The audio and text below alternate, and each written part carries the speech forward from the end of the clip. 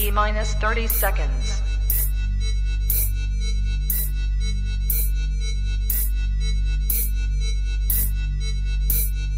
T minus 20 seconds.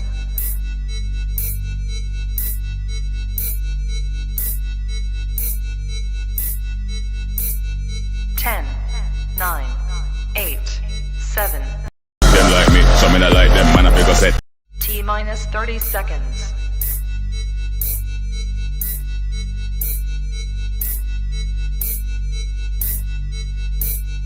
T minus 20 seconds.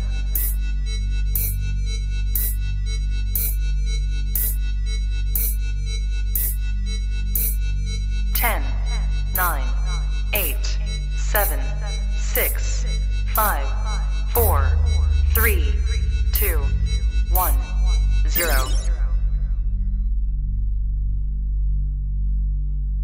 LadyChann! Fight!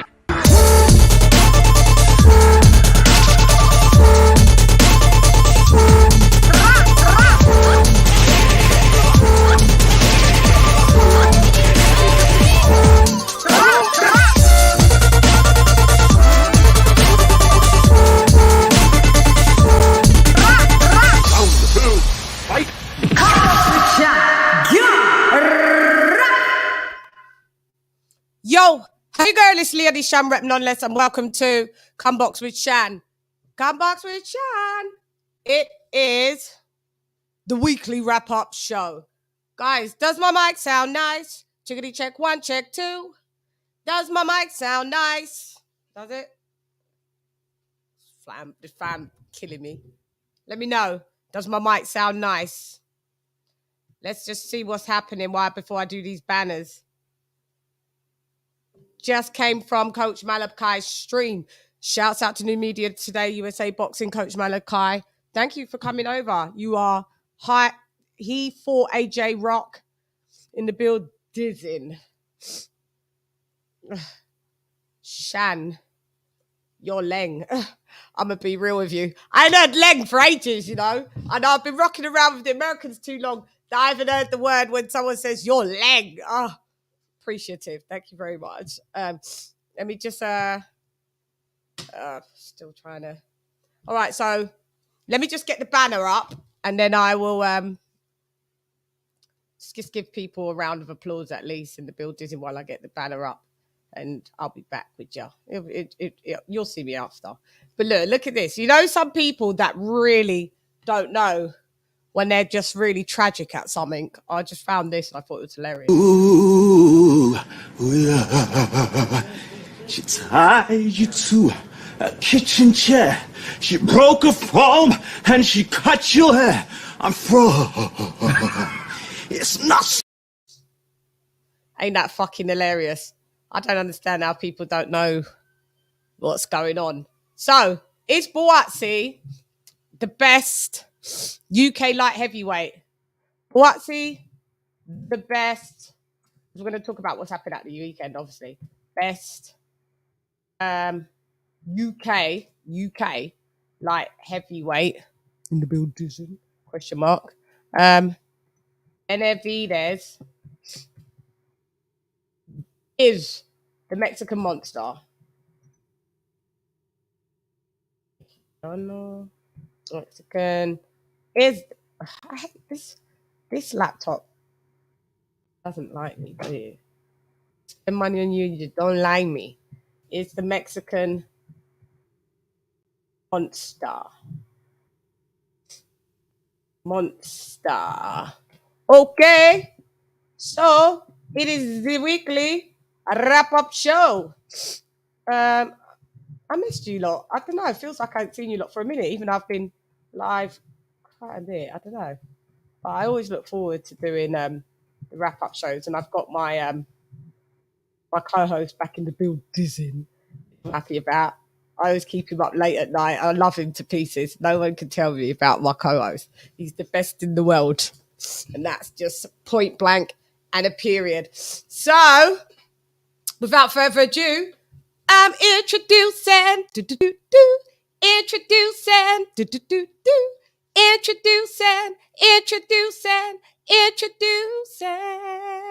So yo, when we start, we look good, him look good. From now, anytime we listen to your bars, it's a par. Talk about you, boss, gonna sell a. But them let you in Canada. Freddie, them are big time liars. Cause his name is Kenny, them are big time frauds. Yeah, make sure you get my friends. I see people calling him Freddie. Yeah, it's Kenny Ken in the build dizzying. Dang, dang, dang, dang, dang, dang, dang, dang, dang. Kenny, what's up? How you do? It's been a very, very bad week for Arsenal. You know, like You do love I don't know. this again. Fucking hell. We've been absolutely poor. We're not in the Champions League, and I'm devastated. But I've had some good boxing this weekend. Sandwiched in between a 50th birthday party I attended, but I made sure I got on time for the boxing. Yeah, you was like, mate, happy 50, happy 50, but I got to go. You know what?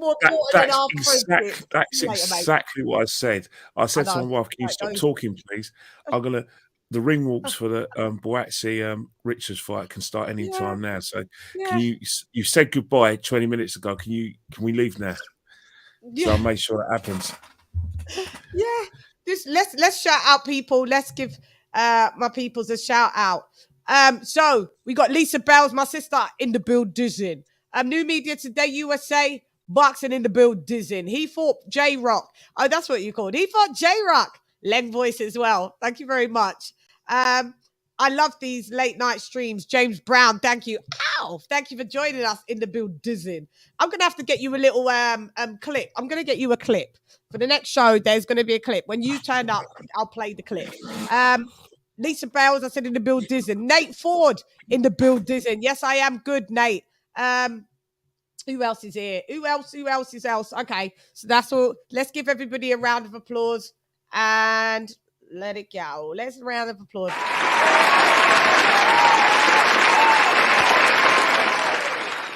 Guys, if you ain't subscribed to this channel, I don't know what you're waiting for. If you haven't become a member, I don't know what you're waiting for, because there's going to be some cool shit happening.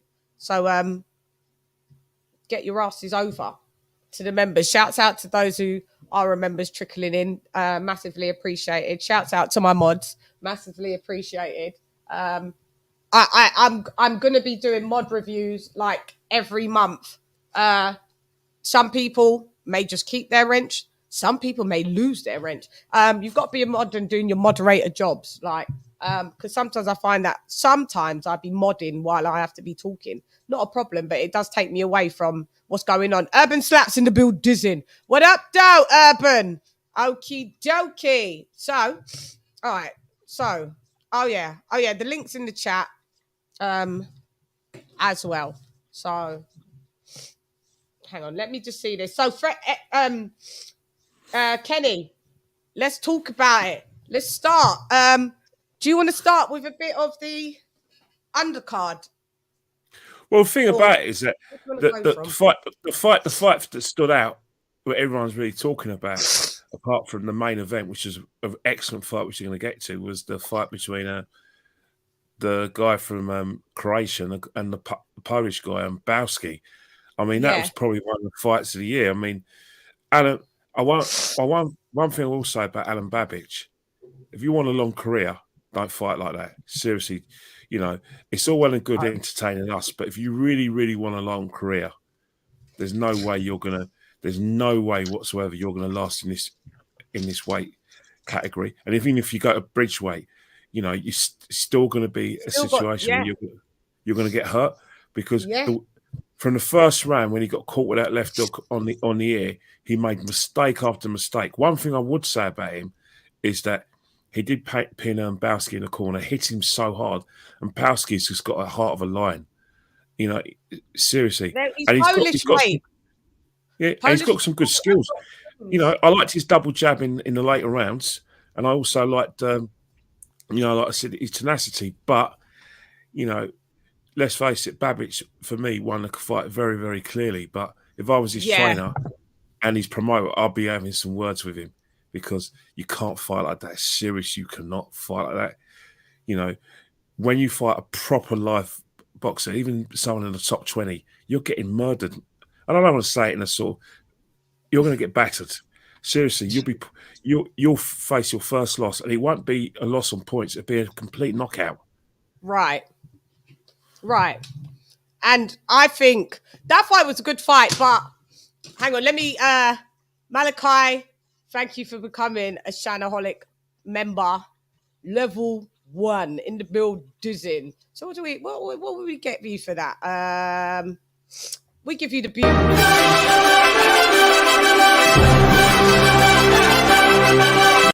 And we'll give you the round of applause.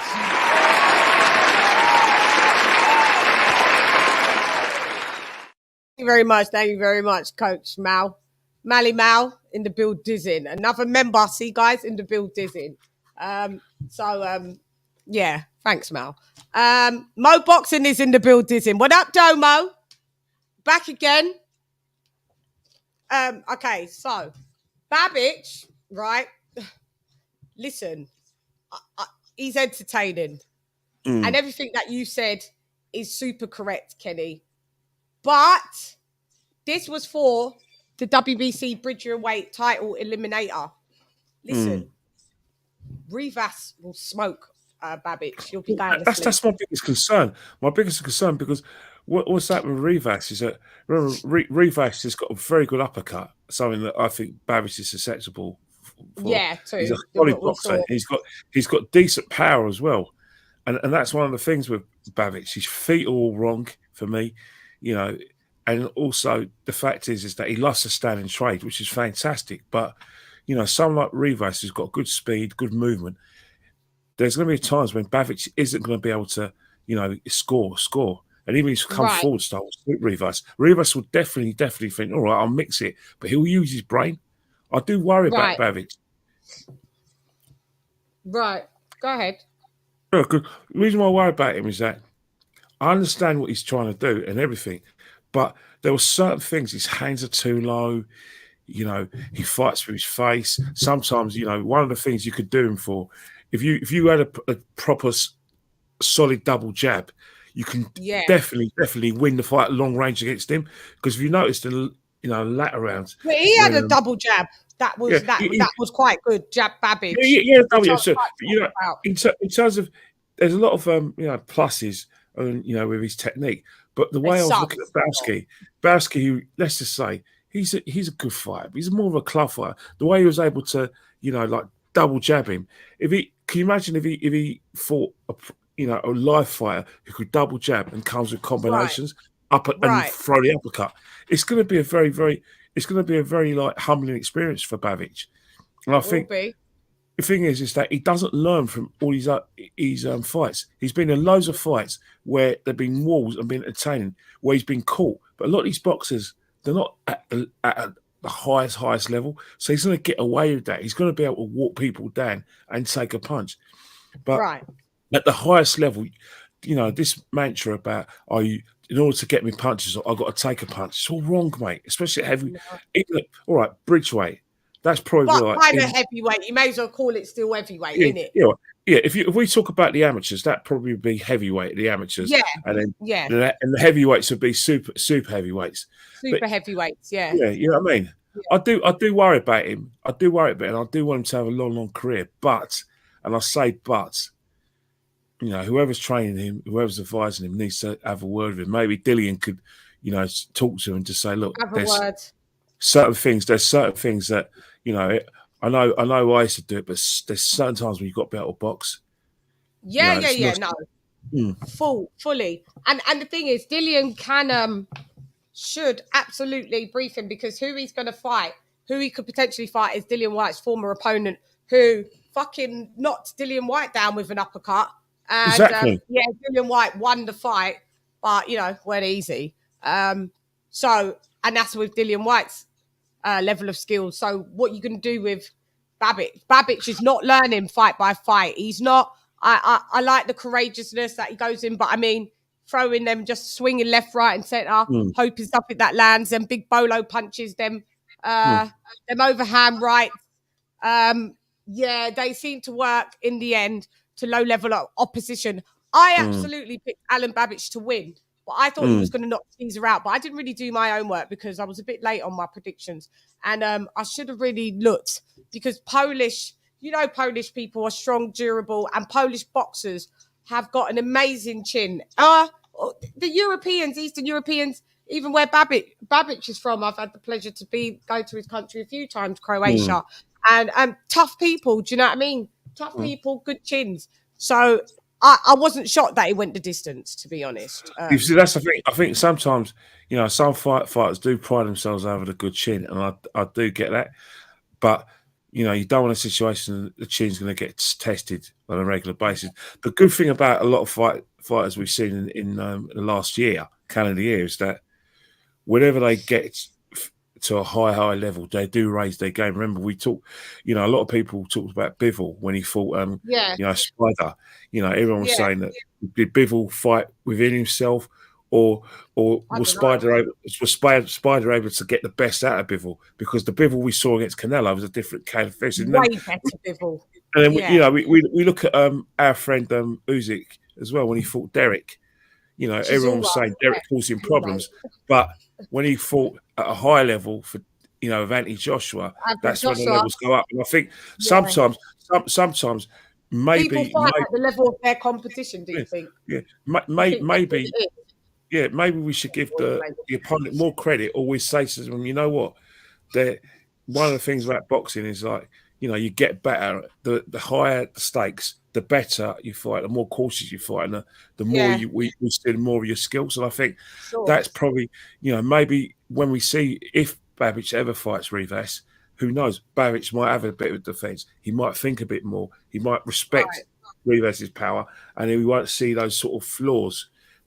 Character flaws, because he's going to think, hang on here, this is my chance at, making a good life for myself and my fiance, and becoming a proper star. Right. This is like, how do I say? How they say this is for the big boys now. They say big boy football, big boy boxing. Right. Yeah, I agree, and I think Mal's agreeing with us, going, yeah, man, I don't like Babic's fighting style at all. I'm not impressed with him. He's going to get knocked out as soon as he fights better competition. 1,000,000%. And the thing is, I don't think he cares if he does get knocked out. I've seen him a million times say, if you can knock me out, take my O. I don't think he's in it for to hang on to an O. So he don't care, we don't care, but we still care about. It's up to the British public. If the British public like him, obviously they like Derek Chisora a lot. The fact is that Derek Chisora's mate is a very, very entertaining fighter, and one thing about it is that regardless of whether when he does fight at a high level, he does acquit himself very well.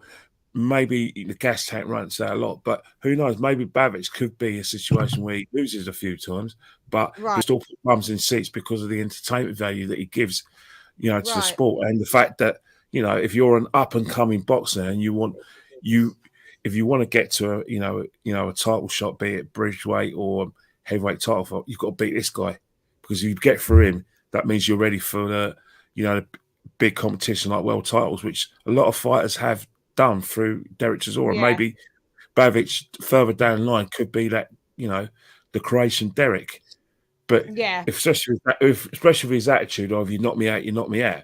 Maybe he knows his limitations. Well, I'm more worried about his bloody health. To be fair, his health is something that needs to be addressed, because if he's going to be going in like you said, he needs to be advised. So I think the edge that Babic does have is that the fact that he's been. Remember when he entered as a heavyweight, and he was fighting people that were like 30 pounds more than him, and still getting, fair enough, they were journeymen, but you're still getting the stoppage, right? So I think that is what's given him. He'll have a bit more power than the average bridgeweighters, if you get what I mean. Yeah, with the exception of probably like Rivas, if he's going to fight Rivas, come from heavyweight. Yeah, because I think both of them have got transferable power, to heavyweight, but with this new sort of weight class, which, let's face it, to a certain extent, can you imagine certain fighters like David Haye would have loved that. Yeah. You might even throw Tony Bellew into the mix. And if you look at it, if you go further back, Rocky Marciano would have been a bridgeweight at that time. Who knows? And also maybe Floyd Patterson would have been a bridgeweight. And also, you've got to look at Evander Holyfield, probably one of the greatest boxers of all time, at both heavyweight and cruiserweight. Right. If bridgeweight was around then, you know what I mean?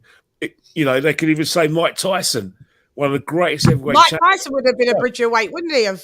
Yeah. So it's a very interesting situation. And, if, again, the bridgeweight has potential, but it's all going to be if, people buy into it and people buy tickets to watch these fights, because you've got to start saying, remember, I was brought up in middleweight, and then all of a sudden, 89, 90, we started talking about super middleweights. And, the super middleweight division is like after the heavyweight division, it's the super middleweights for me. Yeah. Where there are massive fights. Bangers. Bangers. People that can punch. I call it if you're talking about the heavyweight title being Buckingham Palace, then I call this the super middleweights Kensington Palace, in terms of the prestige, because they're both prestigious titles, and fans do buy into it. There's fights and good fights in those divisions.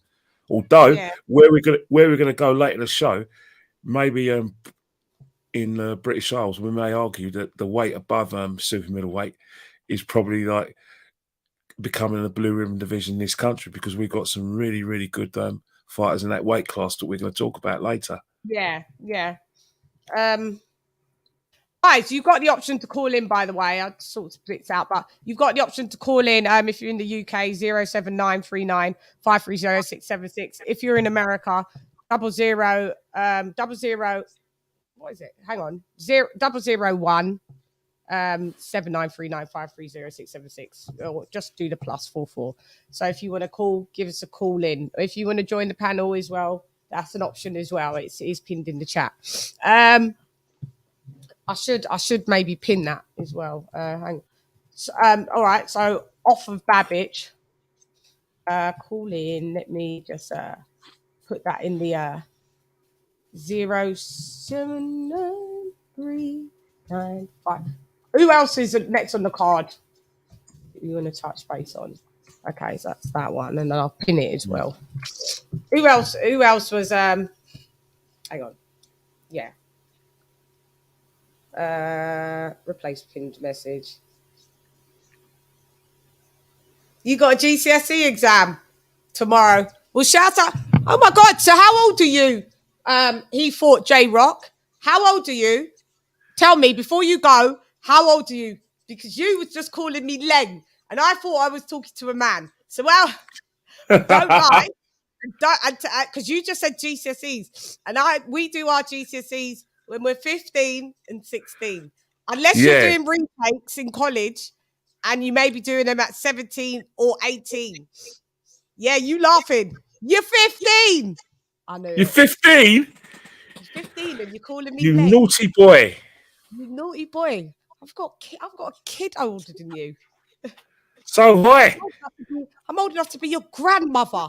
Me and your mum could be mates. Come on. Yeah, you laugh. You naughty one, you. But shouts out to you. I hope you do well in your GCSEs. Go ahead. Did you manage to get the whole card at the O2? Let me just tell him bye. I hope you do well in your exams, and salute to you. He fought J-Rock. See you later. Mwah. Be a good boy. Good luck tomorrow, mate. Yeah. Did you manage to get the whole card? Did you get the whole card? I watched the Scotney fight, and I watched the Chantel Cameron fight. I watched. Who else did I watch? I think I watched. Who was that geezer? The something Junior with Molina. There was another. That was really early doors. Yeah, that was really early. So I watched majority of the card. Yeah. But that, the Molina and that. Okay, so then it went up to let's go to Ellie Scotney. She was fighting she's really good, you know. She's really technically, fundamentally sound. She was fighting a girl from somewhere in South America. I'm not sure where it was. It could have been Argentina or it could have been, I think it was Argentina. Yeah. I think she was Argentinian. And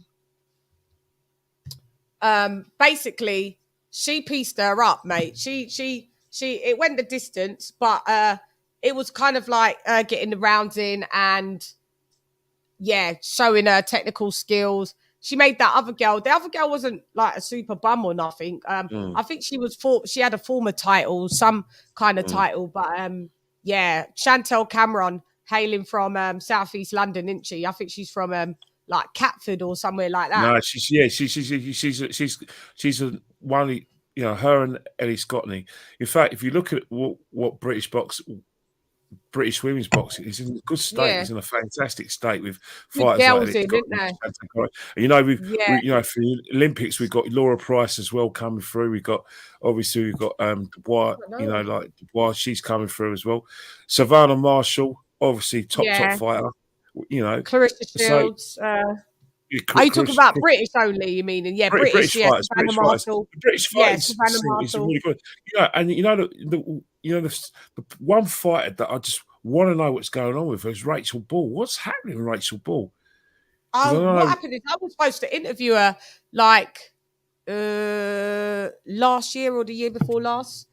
What happened is she got COVID, right? She got the first variant. She got the Delta variant, right? And it fucked her up, and she's still got long COVID symptoms now. Like she'll walk a few steps, she'll do a bit of training, but she gets massively out of breath. She just hasn't really. She's one of them that's got the long symptoms. Did she get married? Did she get married? She got married. She got married, and that was still a task. Like she literally just doing anything is super breathless. She has extreme fatigue. But she managed to get married.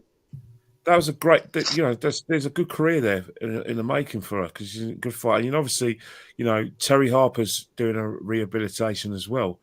And obviously, although she completely divides opinion to the extent that, you know, she's probably the bitter side of the Marmite, not the nice part of the Marmite. You know, poor old Shannon from Watford, you know, that you know, even though she's lost a couple of fights, what's happened is that while she's being away for the sport, you know, the new darling is someone from Sydney, Australia. Eddie's new protege is Ebony Bridges, who, let's face it, is probably, in terms of us Brits, she's kind of like an honorary Brit now, anyway. So. Yeah, I think what's happened is that I suppose I think you know the thing with this country, we place a lot of you know, ilk on likability factor, and the thing is that one of the things that kills Shannon Courtney is no one likes her likability.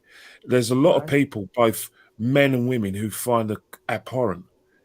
Maybe it's her views or her conduct after she loses, or just a general media.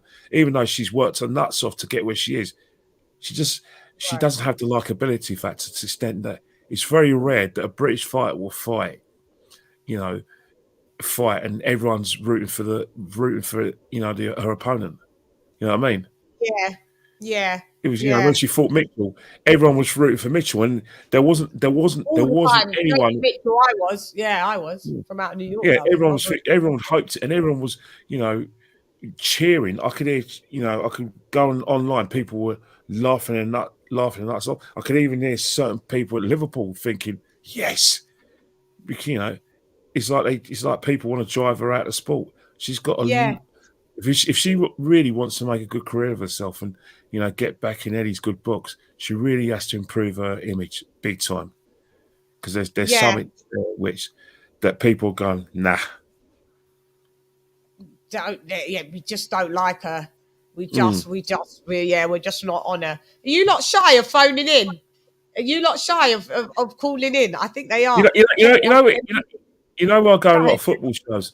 And sometimes you have a situation where people are very, very vocal online. Yeah. Sometimes with their adverse remarks and comments. But when you get them on, either their tongue tied, They're and they quiet. never show their face. They never show their face. So this is a challenge to all you guys who've any Tyson Fury fans out there. Anyone thinks that he's going to come out of retirement, that that he's still waiting for that 2-fight deal with AJ. Show your faces, mate. Yeah, come on. We got to chop it up, love. Yeah, let call in if you want to call in and got something to say. Say it. Don't be scared. Yeah, they're super shy. They're super shy. They like typing on there, or some of them shoot their shot from me and there. But no one wants to give the old girl a call. Okay, so and the link is in the chat as well. Also, so we're going to bring it up, obviously, to the main event. BUATSI, what was your prediction? What did you predict? You know what? Well, obviously, I thought BUATSI will win. I didn't think he'll knock Richards out, but I thought he'll win pretty clearly. And then I did make one of the biggest mistakes of my life. I started listening to other people's opinions, and there was a strong, like I said, groundswell of opinion saying that Richards was a better fighter, that Richards was going to win, because that's all based on one, his experience, and one, the fact that when he fought Biglione, he fought. When he lost to Biglione, it was only at late notice. But one of the things is that out of his fight with Bivol, he actually gained more in terms of like his reputation than Bivol did, because Bivol, maybe there was motivational issues, and maybe Bivol wasn't fighting in front of a big crowd. But Craig Richards got a lot out of that. So people, and because he's fought at world level as well, you would have thought that this kind of experience. A lot of people were talking about Craig Richards, even though they fought, but I think they fought about 7 years ago in the amateurs, and BUATSI was the winner. BUATSI beat him. So it's one of those things where you get into it because South London rivalry, both from the London Borough of Croydon, one's from Croydon, one's from Crystal Palace as well. So, and they both know each other. So, it's one of those things where I thought I didn't buy into the fact that it was going to be a great fight until other people were selling the fight to me, and I was seeing a lot of people in boxing having Craig Richards down as a favourite. I didn't, but a lot of people did. And then when I saw the fight, I saw why. It's, for me, it's one of the best fights ever.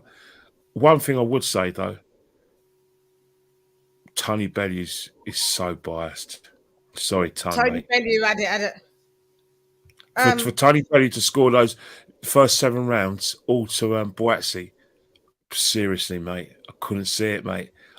And then you even got Costello, the commentator. He's meant to be impartial, being biased, and then and the only one who showed some sort of like balance in their comments was basically Andy Lee. But the scorecards. We got a call, Kenny. Oh, here we go. Is in. Hello, who've we got? I'm doing it the old school way. I've still got to sort out my other way, which we've been having tech problems. Who's this? Have we got in the build? Dizzy? Yes, this is Coach Malachi. You sound like you're in a fishbowl. You sound like you're in a fishbowl. Coach Malachi. Clear it up. Can you hear me now? Yeah, I think you're on Bluetooth, aren't you? No, you know what I need to do? Let me call you back. I can call you through my road captain. Yeah, do that and it's clearer. Yeah. All right. Yeah, it's just going to clear it up so the audio's clearer.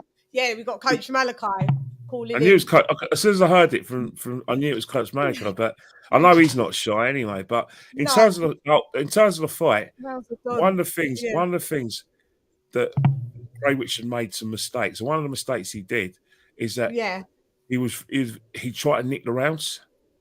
And when you try to nick the rounds, sometimes it works in your favour. But when you're in a situation where you got a 3-minute fight, and for about 2 minutes, you're losing the round. Up a bit more clued up about sometimes. You're losing the round. Losing the round. I think. That's what you're saying. What up, though? Yo, can you hear me now? Yeah, can hear you. Nice and clear. Let me take it off here. Guys, you can all hear the call, right? Yeah, you can hear it, can't you, Ken? Yeah, we can hear you loud and clear. What do you want to say, Mally Mal? What do you think of the fight, BUATSI? What do you want to say? Anything you can say. I like him. I'm not gonna lie to you, Shan. I wasn't too impressed with his work rate. I thought he could have did a lot better from a work rate standpoint. He has a nice jab. Craig Richards won a lot of rounds just by outworking him, in my opinion. He was picking his spot, picking and choosing when he wanted to fight and stuff like that. I don't know if it's because of maybe his gas tank or something like that. Yeah. I don't know. But he has some things he needs to work on. He's not ready for the top guys right now. No. In my opinion. No, he's not ready for a bivol, is he? Not now. No. I don't think so. I maybe want to do a whole complete show on just the light heavyweights, because it's a division that I didn't really pay much attention, because it isn't one of the glam divisions, to be honest. Obviously when Canelo moving into that division, Mal and Ken, it brought a bit of shine. Wherever Canelo goes, it brings a bit of shine. And I'm quite surprised that because it's something I've been pushing for in the last few months, the British light heavyweight scene, because it's very, very strong. Because we've got fighters like Callum Smith, obviously. Coach Malachi is a big fan. And you've got, he's come up from super middleweight. We've got Anthony Yards as well, someone we're going to discuss later in the show. You've still got Callum Johnson, who can't get a fight. We've got fighters like Lyndon Arthur, obviously. He's in no man's land right now, so we don't know where he is. Wrong. But he's still part of the conversation. Obviously, you've got Spider as well, and plus, obviously you've got BUATSI. But then again, you've got a fighter now. There's another South London fighter called Dan Aziz who's now in that category as well.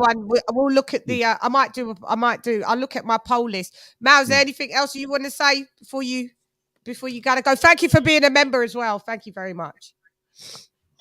No problem. No, that's it. I'm high on BUATSI, but he just got some things he need to work on. Shan, that's all. Don't put him in there with the killers. We don't believe in protecting fighters. We know that, but at the same time, there's levels to it. Just give him a couple of more fights just to see how he looks, what kind of improvements he's made, and then you can make a judgment call from there. Exactly. Thank you for calling in, Mal, and I agree. Thank you very much. Thank you very much for calling into the show.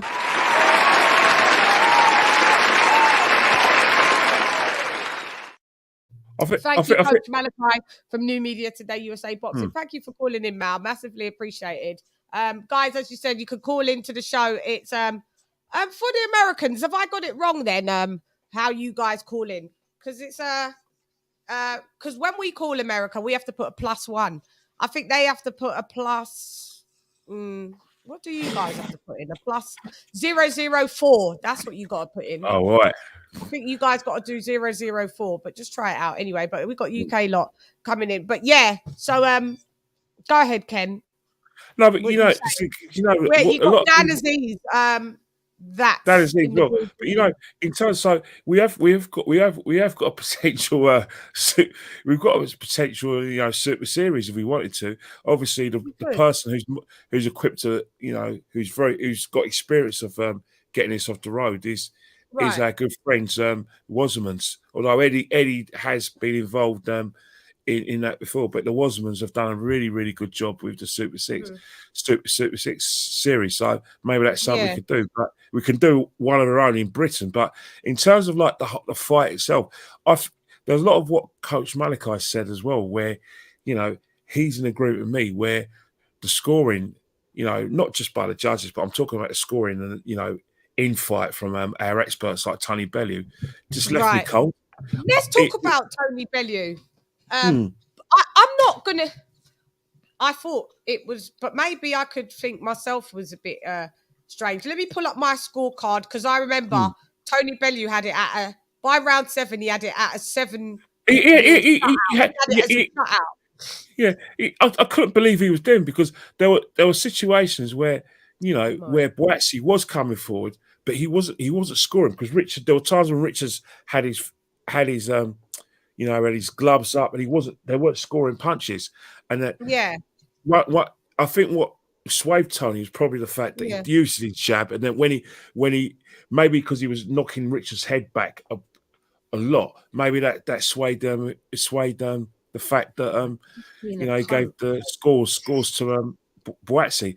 There's no doubt in my mind. BUATSI is a very technically correct boxer. He's technically correct, and that's one of the reasons why I'm a massive fan. But there were instances where he was doing an Alan Bavich for me. I've got to take, in order to get my punches, I've got to take a punch, and he took some really big punishment. One of the things I will criticise Richards for. I don't think Richards used his reach advantage to my satisfaction. Also, I didn't see too many double jabs, and the thing with his jabs didn't have a snap. But the right hand, he was always looking for that right hand. But he caught BUATSI with some good uppercuts in his early rounds, and that's why I never think he does enough. Well, yeah, that's the thing. In the first 7 rounds, I think in those first 7 rounds, he was trying to nick them. He was trying to do the eye-catching punches, which he did do. There was a right hand, a straight right hand, and there was an uppercut. But if we fast forward later in the fight, there was one time, I think it was even in the 9th or 10th round, when BUATSI was on his feet, waiting. Richards has buzzed him, and BUATSI's waiting, trying to take a break. And I was thinking, you know what? Get in there, try and throw some combinations. He's there at a standstill, waiting for you. His hands are low, waiting for a mistake. Get in there. Get in there, take the initiative. Because, I look at what Richards did. Yeah. And sometimes I think, even though you've got the most experience at world title level, the fact is he's a crowd favourite. He's Eddie's favourite. And it's not criticism of Eddie. It's just how boxing is. He's someone who, after Common Ben, in my opinion, I think BUATSI is the person who's going to be his future pay-per-view star, and someone who wants to, build up to be a top champion and fight mega fights. You know what I mean? So what Craig Richards needs to do, he needs to upset the apple cart and go and take the initiative away from BUATSI, and he only tried to do that after round 7. And that is probably what cost him the fight, because on my scorecard, I had 116, 112. Can you see it? Yeah. Can you see my scorecard? I can see your scorecard.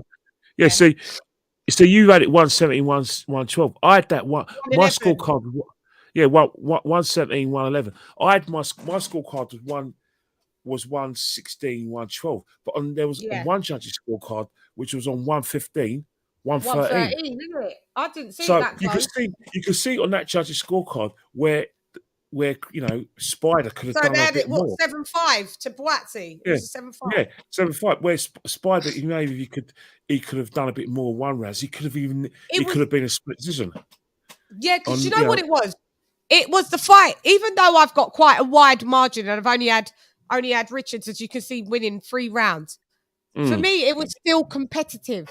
The fight, he was still in the fight, but he just wasn't doing enough to bag these rounds. So as you can see, I give BUATSI the first 2 rounds. Tony Bellew by the 7th round didn't give him Richards anything. He didn't give Richard 1 round. And and even when you're talking, and even then, if we talk about Tony Bellew and we take him out of the equation, what about the commentary by Costello?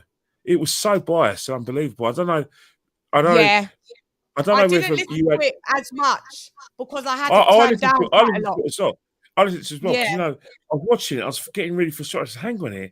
You're meant to be impartial. And the way the excitement in your voice when BUATSI, threw punches and he knocks his head back and those punches are knocking back. I was thinking, hang on here. And then he doesn't get as excited when Craig Richards is throwing a punch. Now, don't get me wrong.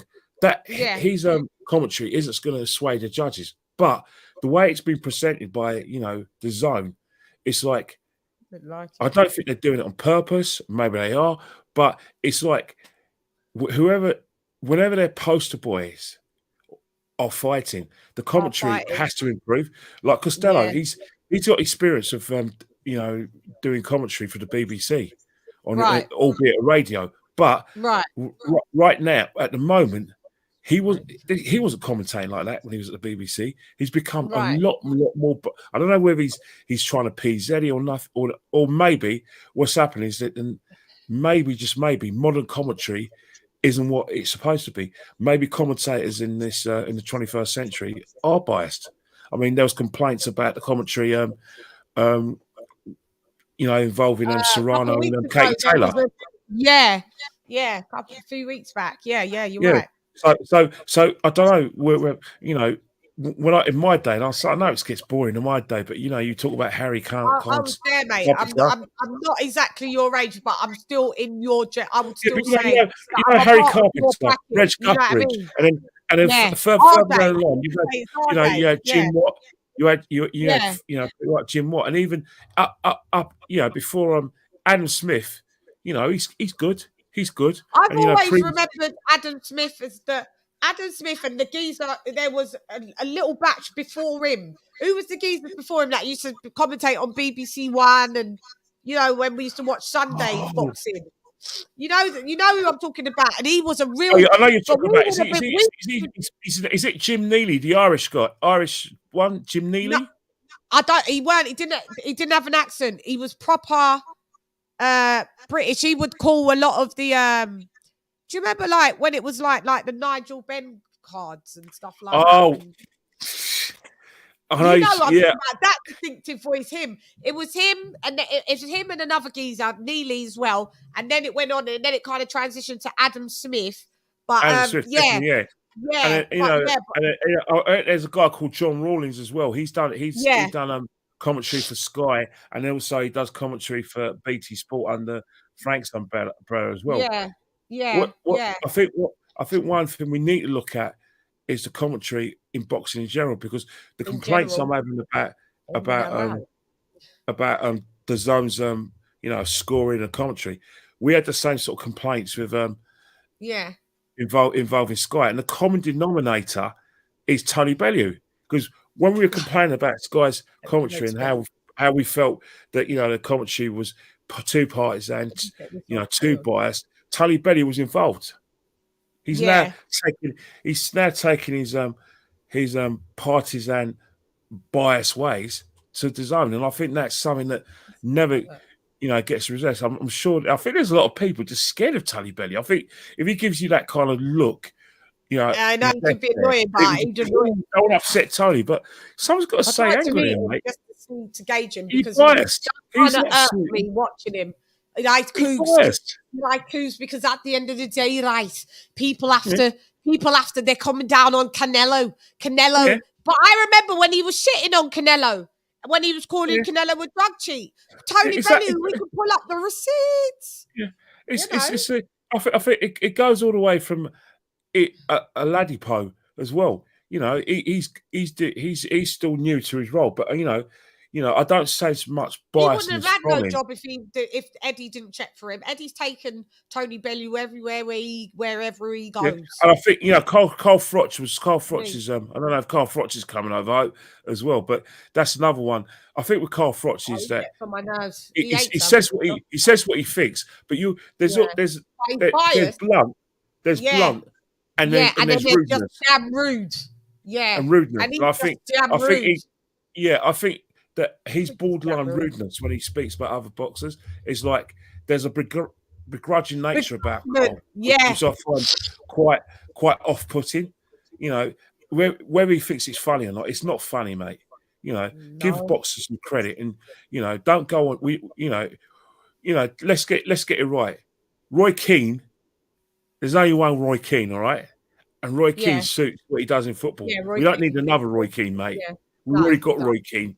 And he's actually 10 times better at it than you. So don't just if you're going to be like that, just come on, please come on, Cole. It's getting boring now. It's getting boring. Cole, the Cobra, I call him the contradiction Froch. He's a bit. I'm not really interested in anything that he's got to say, because I just really can't stand the geezer. If I ever have to meet him, if I'm forced to, I'll just be like hi and bye. A lot of people swear by him, and he still gets. And he great fighter. He ain't got no great fucking resume as well. Great resume as well. But and I'm sure if we didn't, say that he had a great resume, I'm sure he'll be telling us. But really and truly, mate, judging by the theme of what we were watching, it is disappointing, the commentary. But in terms of like BUATSI's performance, Coach Malachi is right. I was screaming at the TV. I thought there were flaws, and you know, one of the things is that, you know, moving on to the next subject, is he the best of the UK? That's something we're going to discuss in a minute. Yeah.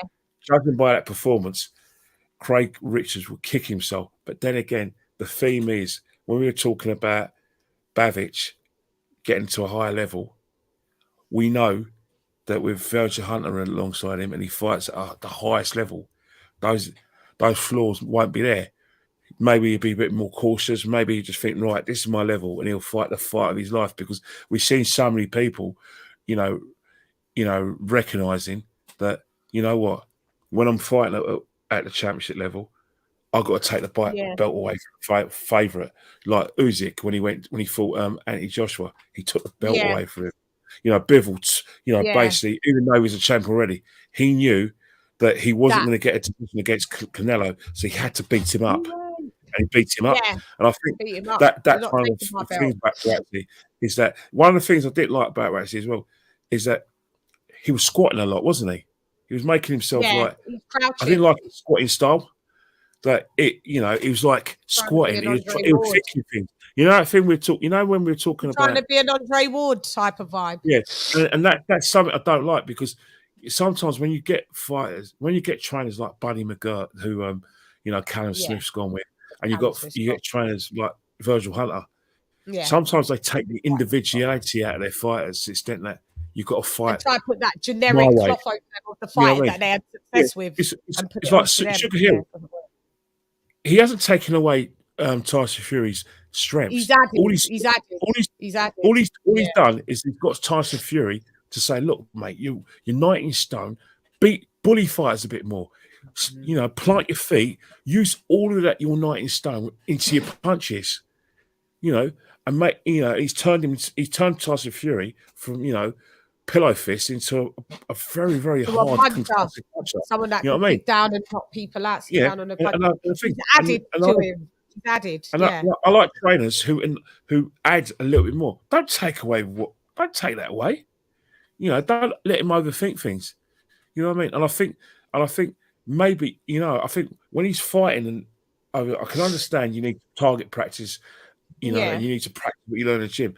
But certain times, right, you have to be able to have a horses for courses attitude. You know, let you be yourself, and then let it evolve. So when you do fight at a high level, you know, you can become the fighter that Virgil's trying to make him into. But at the moment, there's two fights I've seen with BUATSI. When I look at the BUATSI before Virgil Hunter, and I love that fighter. The BUATSI with Virgil Hunter, I think that he's just overthinking things. And he's not, you know, I think that Virgil's probably stifling his strengths. And I think that's what a lot of fighters do. You know, sometimes, you know, trainers like get more credit than what they deserve. You know, a trainer's meant to be bringing the best out of you, not thinking, right, there's only one way of fighting, my way. I'm the best trainer in the world, and you've got to fight. You know, you've got to reinvent yourself.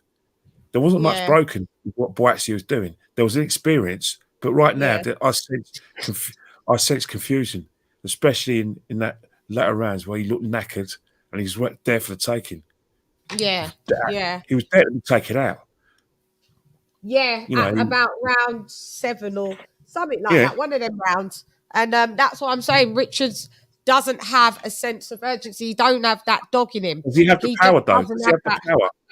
Does he have the power? He's got power. He's got underrated power, because I thought, he don't really have that much power, but he does. I think he's more grown into his you know, into his size, and I think, you know, he's 32. He's definitely filled out. Don't think he could go anywhere else except for that weight division. But he does have power. He had enough to be able to get BUATSI out. But they've both got amazing chins. But go ahead, Ken. Definitely. And I think that's what you test. But you know, like, the main question is, you know, is he the best in the UK? Because, you know, early on, I had some names for you, and, you know, one of the biggest elephants in the room is Anthony Yard, because I've said in many shows with you know, over the So in this sort is of that if it year. actually because go ahead. Sorry for Yeah, cutting him. you You know, do that, and the then thing I'll is, come. I still think that Anthony Yard, you know, in terms of like he's probably got the more explosive style, but I still think that BUATSI's the superior boxer, and the BUATSI, you know, will be the sort of fighter that will stop Anthony Yard. And even though there were instances, what you know, with BUATSI I didn't like, I'm convinced that BUATSI, if he does fight an Anthony Yard, and it is a derby where obviously Anthony Yard has fought, you know, at the highest level. Obviously, he fought Kovalev, and he fought himself to a standstill to where he actually got tired. I still think that yes, Anthony Yard's explosive. He's got power. He puts lots in his punches. I think that BUATSI would raise his game. I'm not saying he didn't raise his game for Spider Richards because I think they probably knew each other too well. But I think this is where everything could be taken away from him if he fights Yard. And I think that is a fight that we need because that is, even without it being like a derby between, you know, a London derby between you know, East London and South London, the fact is that that could be a credible world title fight in its own right. Right. And I do think that, you know, when we talk about the best of the UK, there's a lot of fighters are in the equation. Obviously, I put Lyndon Arthur in the equation because I thought he beat Anthony Yard concussively. Still in the equation. But Yeah. but you know, after what happened in the rematch, where I don't know where he froze, I don't know what he was on. You know, Anthony Yard took him out, and you know it was rightly stopped. But yeah, you know, in terms of BUATSI, the best in you, like for me, he is. But I don't know whether you're a big fan of Anthony Yard, and you know you've seen. Well, let me just say, you guys know that I like Anthony Yard, but by expressing my opinions and stuff like that, Anthony Yard's trainer and manager Tunde Ajayi, who you guys know have been on the shows, I consider the mate. He stopped talking to me now, so he's Why? blocked What have you me done on his wrong? phone. I've done nothing but express opinions that you know, Anthony Yard didn't take the BUATSI offer for £1 million pounds. So I did a news report on that. I did you know, just being objective and talking about the light heavyweights and where. So unless you're basically blowing smoke up Anthony Yard's arse, Tunde doesn't seem to like it. So as I'm his friend, he's decided to block me, which is quite pathetic. But yeah, but if you're with Tunde, I can understand. I think I can't condone Tunde's conduct, and I'm not going to emphasise it. But I think Tunde is a very sensitive character. He's been and the reason why he's sensitive as he is because let's face it, he got a lot of criticism when, you know, with the first Arthur and I fight. stood up for him, and I stood up for him. You know, and this you is know, the thing, a lot of people. I stood up for him. Yeah, I know. A lot of people were very angry with him. You know, people like Paul Smith were saying, "Hang on here," They were slagging him off when he shouldn't have been slagged off. You know, and you know, Peter Fury is going, "Why can't they just talk about what's all these lines? Why can't they just get on with it instead of saying lines?" You know, and obviously they were completely and utterly confident that they generally. I think they're the only people in boxing who actually thought they won that first fight when they didn't. It was, you know, the judges did Anthony Yard a favour by making it split because he lost that fight conclusively. That first fight because I know because I actually scored that fight 7-5 to Anthony Yard. I could have seen it as a draw, but I get why people saw Lyndon Arthur win as well. I wasn't adverse to that. It was as clear as a day. Talking to someone because they say and this is the job that I do. And I analyze fighters, and because it's something that you may not like, you don't talk to that person. Well, then that means you're not going to talk to the whole boxing industry today. At the end of the day, because they all slag you off, and they all got and then they've got their opinion, which they're allowed to as analysts. Like you sit on your platform and you analyze people and talk about fighters. You're not above reproach or neither is Anthony Yard. So it's pathetic. So you keep life moving, and you know there's no love lost on my side. But I just had to make that clear that I find that, you know, that's just pathetic, and if that's the way that certain people want to be, you know, I don't cry. Yeah, thing with Tunde, and Anthony Yard, they put themselves, you know, they fought a very, very, you know, Anthony Yard fought a very, very, very good fight, and he fought himself to stand still in Russia, you know, is it 3 years ago, where, Yeah. you know, his inexperience probably, you know, left him short, you know. Yeah. But you know, him and Kovalev came out of it with a lot of credit, and that could have been a potential rematch. And then obviously with COVID, not getting the fights, losing his dad, you know, losing. Everyone knows all family members, dad, auntie, I think granddad, and uncle. All to COVID. And I was telling people it's been a very, very, very like horrible time for him. In saying that. But the fact is that, you know, if you talk about, you know, British boxing, you talk about, you know, little heavyweight boxing, the names that on top of the tree is, you know, like, you know, BUATSI and Anthony Yard. But then again, when we talk about the breasts of British, the biggest elephant in the room is that you've got a guy, a Scouser, Liverpool fan, who's 6'3", who's got the jab, who's got the power, especially body punches. We haven't even talked about him. Callum Smith, you talk about. Yeah, Callum Smith. What about Callum Johnson, who probably hits harder than all of them? Well, this is what I want to talk about. You know what I mean? So my Slim Reaper, that is correct. What you do. You know me, I always stand by my convictions. I couldn't care less. So the things about BUATSI, he's strong, he's durable, he's got a good chin. I think this was only the third time that he's been past the 7th round, so that's why you more probably saw him being quite tired, because he's not used to going like rounds and rounds past the 7th. He's only 16-0, so are we putting too much pressure on him, thinking that he should be, you know, fighting for world titles? He ain't Anthony Joshua. He's that good. Not for 16-0 to be fighting for a world title. In terms of like the way he's done his career, he's more technically correct than all of them, with the exception of probably Callum Smith. You know, I can understand why they would push him, because there is the thing about his power. His power is a different kind of power, to the extent that it's one of the things where it can knock you out, but you get the feeling that how do I describe it? He's sort of person, right?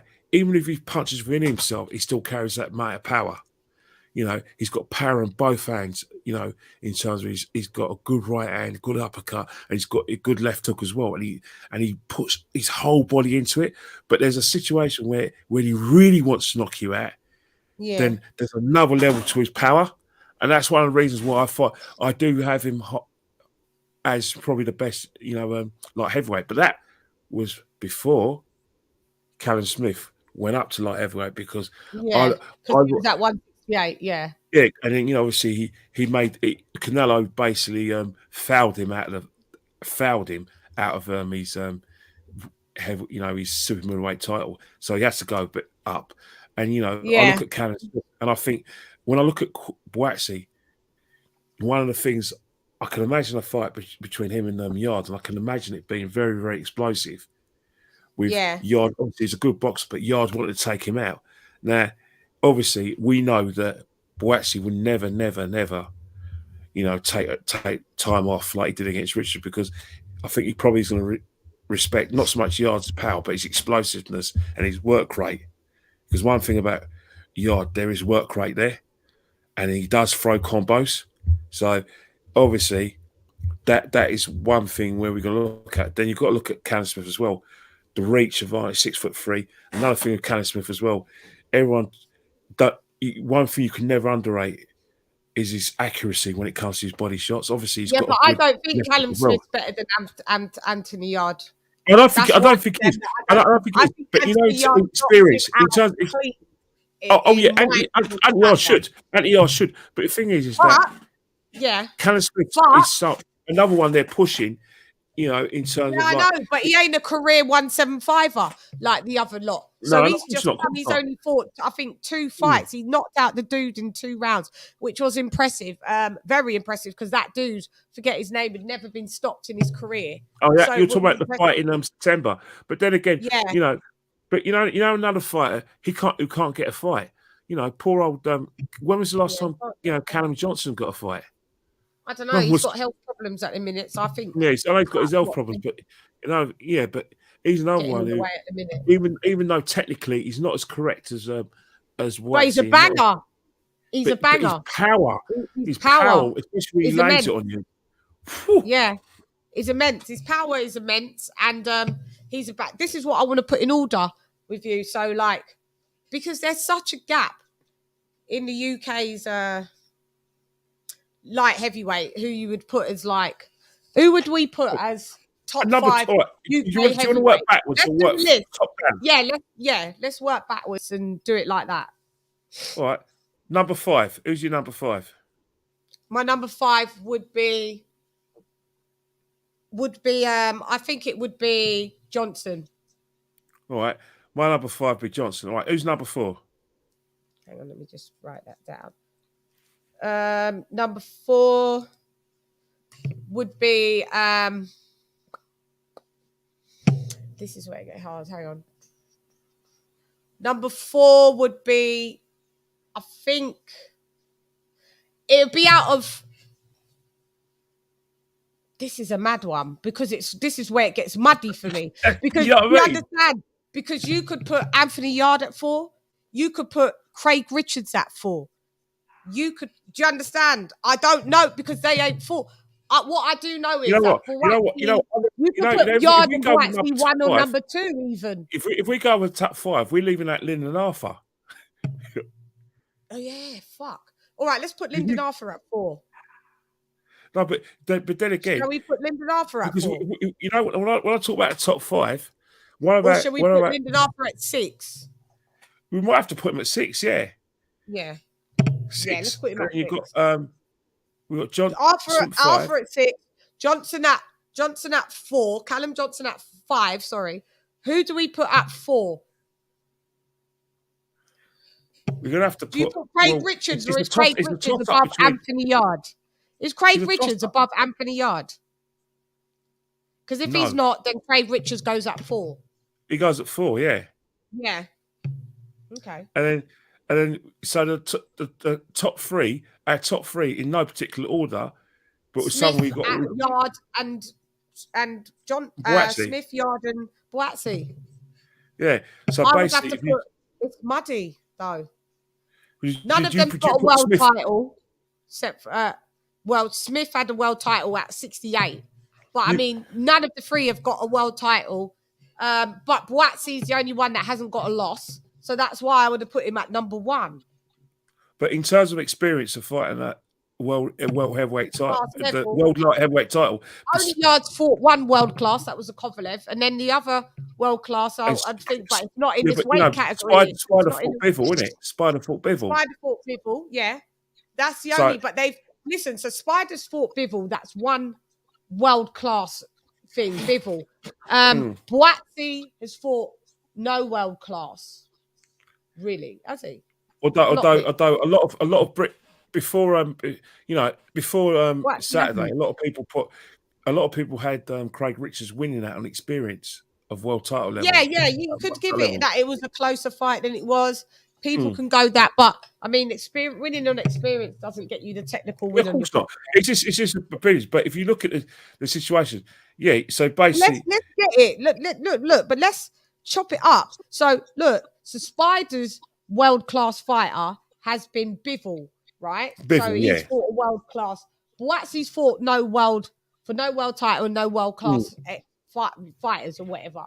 Then you've got Anthony Yard. He's got Kovalev. That's the one that he's got. Yard, Kovalev. And then you've got Smith. He ain't fought no world-class at 75. No, of course not. You've got between, so you've really got BUATSI, who's fought no world class, but he's undefeated, and then you've got Spider that's fought Bivol, and I think he's got about 3 or 4 losses. Well, his third loss was BUATSI, but second loss was, and then he lost Yard, to Leone, and he lost to obviously Bivol. Yeah, and then you've got Yard that's fought 1 world class, and he's got two. How Two many? losses. He's got 2 losses, isn't he? He's got 2 losses. So He's lost to. So who do you put at number 3 then, Kenny? As Well, number three. In terms of, I have to put. I Callum can't. Smith. Callum Smith's got Smith. number 3 for me. Callum Smith's Yeah. number 3.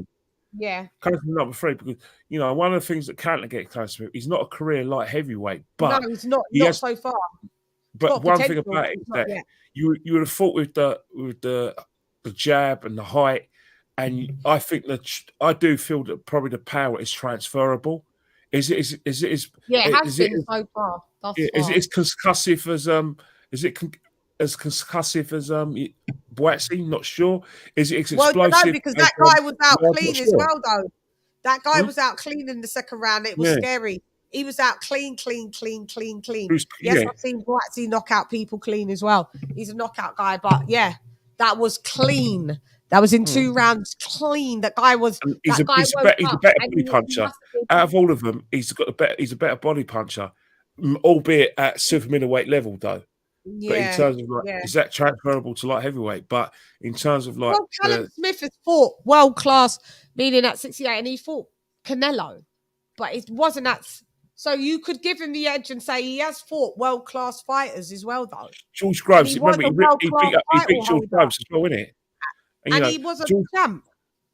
Yeah, even though George Groves was getting to being a shot fighter stage, George Groves was, for me, was always he was always a big super middleweight. I can understand why he was so confident of beating Carl Froch, because Carl Froch was like a skinny lad, and George Groves is big lad, and he thought, right, I'm bigger than him, I can have him. But he didn't. Carl Froch beat him. Carl Froch beat him, didn't he? Groves. Yeah, Carl Froch. Well, I thought I was at both fights. The first one in Manchester, I was there to support George Groves. My wife was there to support Carl Froch, and go ahead, Kenny. So I thought that Harold Foster intervened too prematurely in the first George Groves fight. But a lot of people in boxing said that when George Groves went forward and got caught with that left hook, that he gave the referee an option when he went there, hands down, and went into his belly. You know what I mean? Yeah. I might have to do a rewatch of them actually. But in terms of the rematch, Carl Froch boxed a lot better, was a lot fitter, a lot more motivated, and George Groves boxed well, very well. Caught Carl Froch in probably the 4th or 5th round with a good, left hook come jab. But in terms of the whole situation, he made one mistake, and he got blown out in the 8th round. So he got he got stopped. So in that respect, and then there was fights with George Groves had with Badu Jack, lost as well, lost to Badu Jack. Yeah, he just started sliding anyway. So Callum Smith fought him and beat him, then fought Canelo, lost to Canelo. So we're still going to put, because he's not a career 175er, we're still going to keep him at 3rd. So therefore, we're going to have to put Anthony Yard at number 2 because he's got a defeat. Yes. Yard at 2. And that's why we need to see Yard and BUATSI at 1. That's why we need to see Yard and BUATSI, because that could change. If Yard beats BUATSI, then obviously we're just putting Yard at number 1. Well, the thing about it is that there's a lot of situations, there's always going to be, I made you an offer, you didn't take it, and that's all we're ever going to have. But one of the biggest problems, one of the biggest situations is at the moment is that we need this fight now, because I do feel that Matchroom is trying to steer BUATSI away from domestic fighters and steering more into the world level. Yeah, but Eddie said that I don't mind making that fight, but I offered. And he didn't want it. So what was it to do? See, you know what? It's the same sort of thing where BUATSI's talking about Bivol, and we're hearing Yard's talking about he's talking about Batiev and Bivol, as well. So it's one of those things where, again, both fighters, in my opinion, are being steered away from their promoters into world title level. Said, look, I'm not waiting around for you. I'm going at world title level, because both of them. In any, both of them should be. Well, one of them, I think, is more ready for a world title shot than the other. I think Yard's more ready. I think Yard's more ready because the simple reason is that he's had the miles, but and I think just doesn't have as good as technique as the Olympian. That's Olympian, but I do think but that he's ready for world title. Yeah, I would like to see. You know what? I wouldn't. You see, this is a strange situation. Who does Yard beat at world level though? This is what I need to ask you. Well, see, that's the thing. That's the thing about at world. Let's see. And when I talk about world level, right? I do have concerns though, man, because I think about it. Bebetiev, even though he's getting on a bit, he hits so hard, didn't it? The banger. He can still box, even though he hits hard. And he hits hard. He's still a good boxer. Yeah, he's 37. Bivell's so skillful. Anthony Yard doesn't beat Bivell. Point blank and a period. No disrespect, but he doesn't. We're not here to cap and lie. He doesn't beat Bivell. Neither does Joshua BUATSI beat Bivell. Eating me sweets, me Haribos. Has they got Smith as well? Anthony Yard beats Johnson. Yeah. Anthony Yard beats Smith, in my opinion. Yeah. So that's what do you think? You tell me, because it might not be the same opinion that you have. You tell me. All right. You tell me. We've already said he beats Smith and them not, and that's why we've put Yard above him. Think about Yard, right? Because he's going to do the winner of whoever. So they're waiting on Beterbiev and Johnson, right? Right? He still may not get that fight because of other interventions with BUATSI. Canelo's still tweeting about back and forth. Yeah, so exactly. I don't know. Anthony Yard's been stagnant now.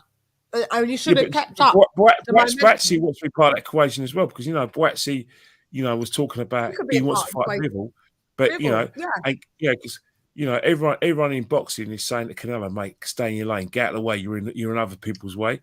But the problem, the problem we have with Canelo, and one of the reasons why boxing won't allow us to get Canelo out of the way is because Canelo is such a massive payday.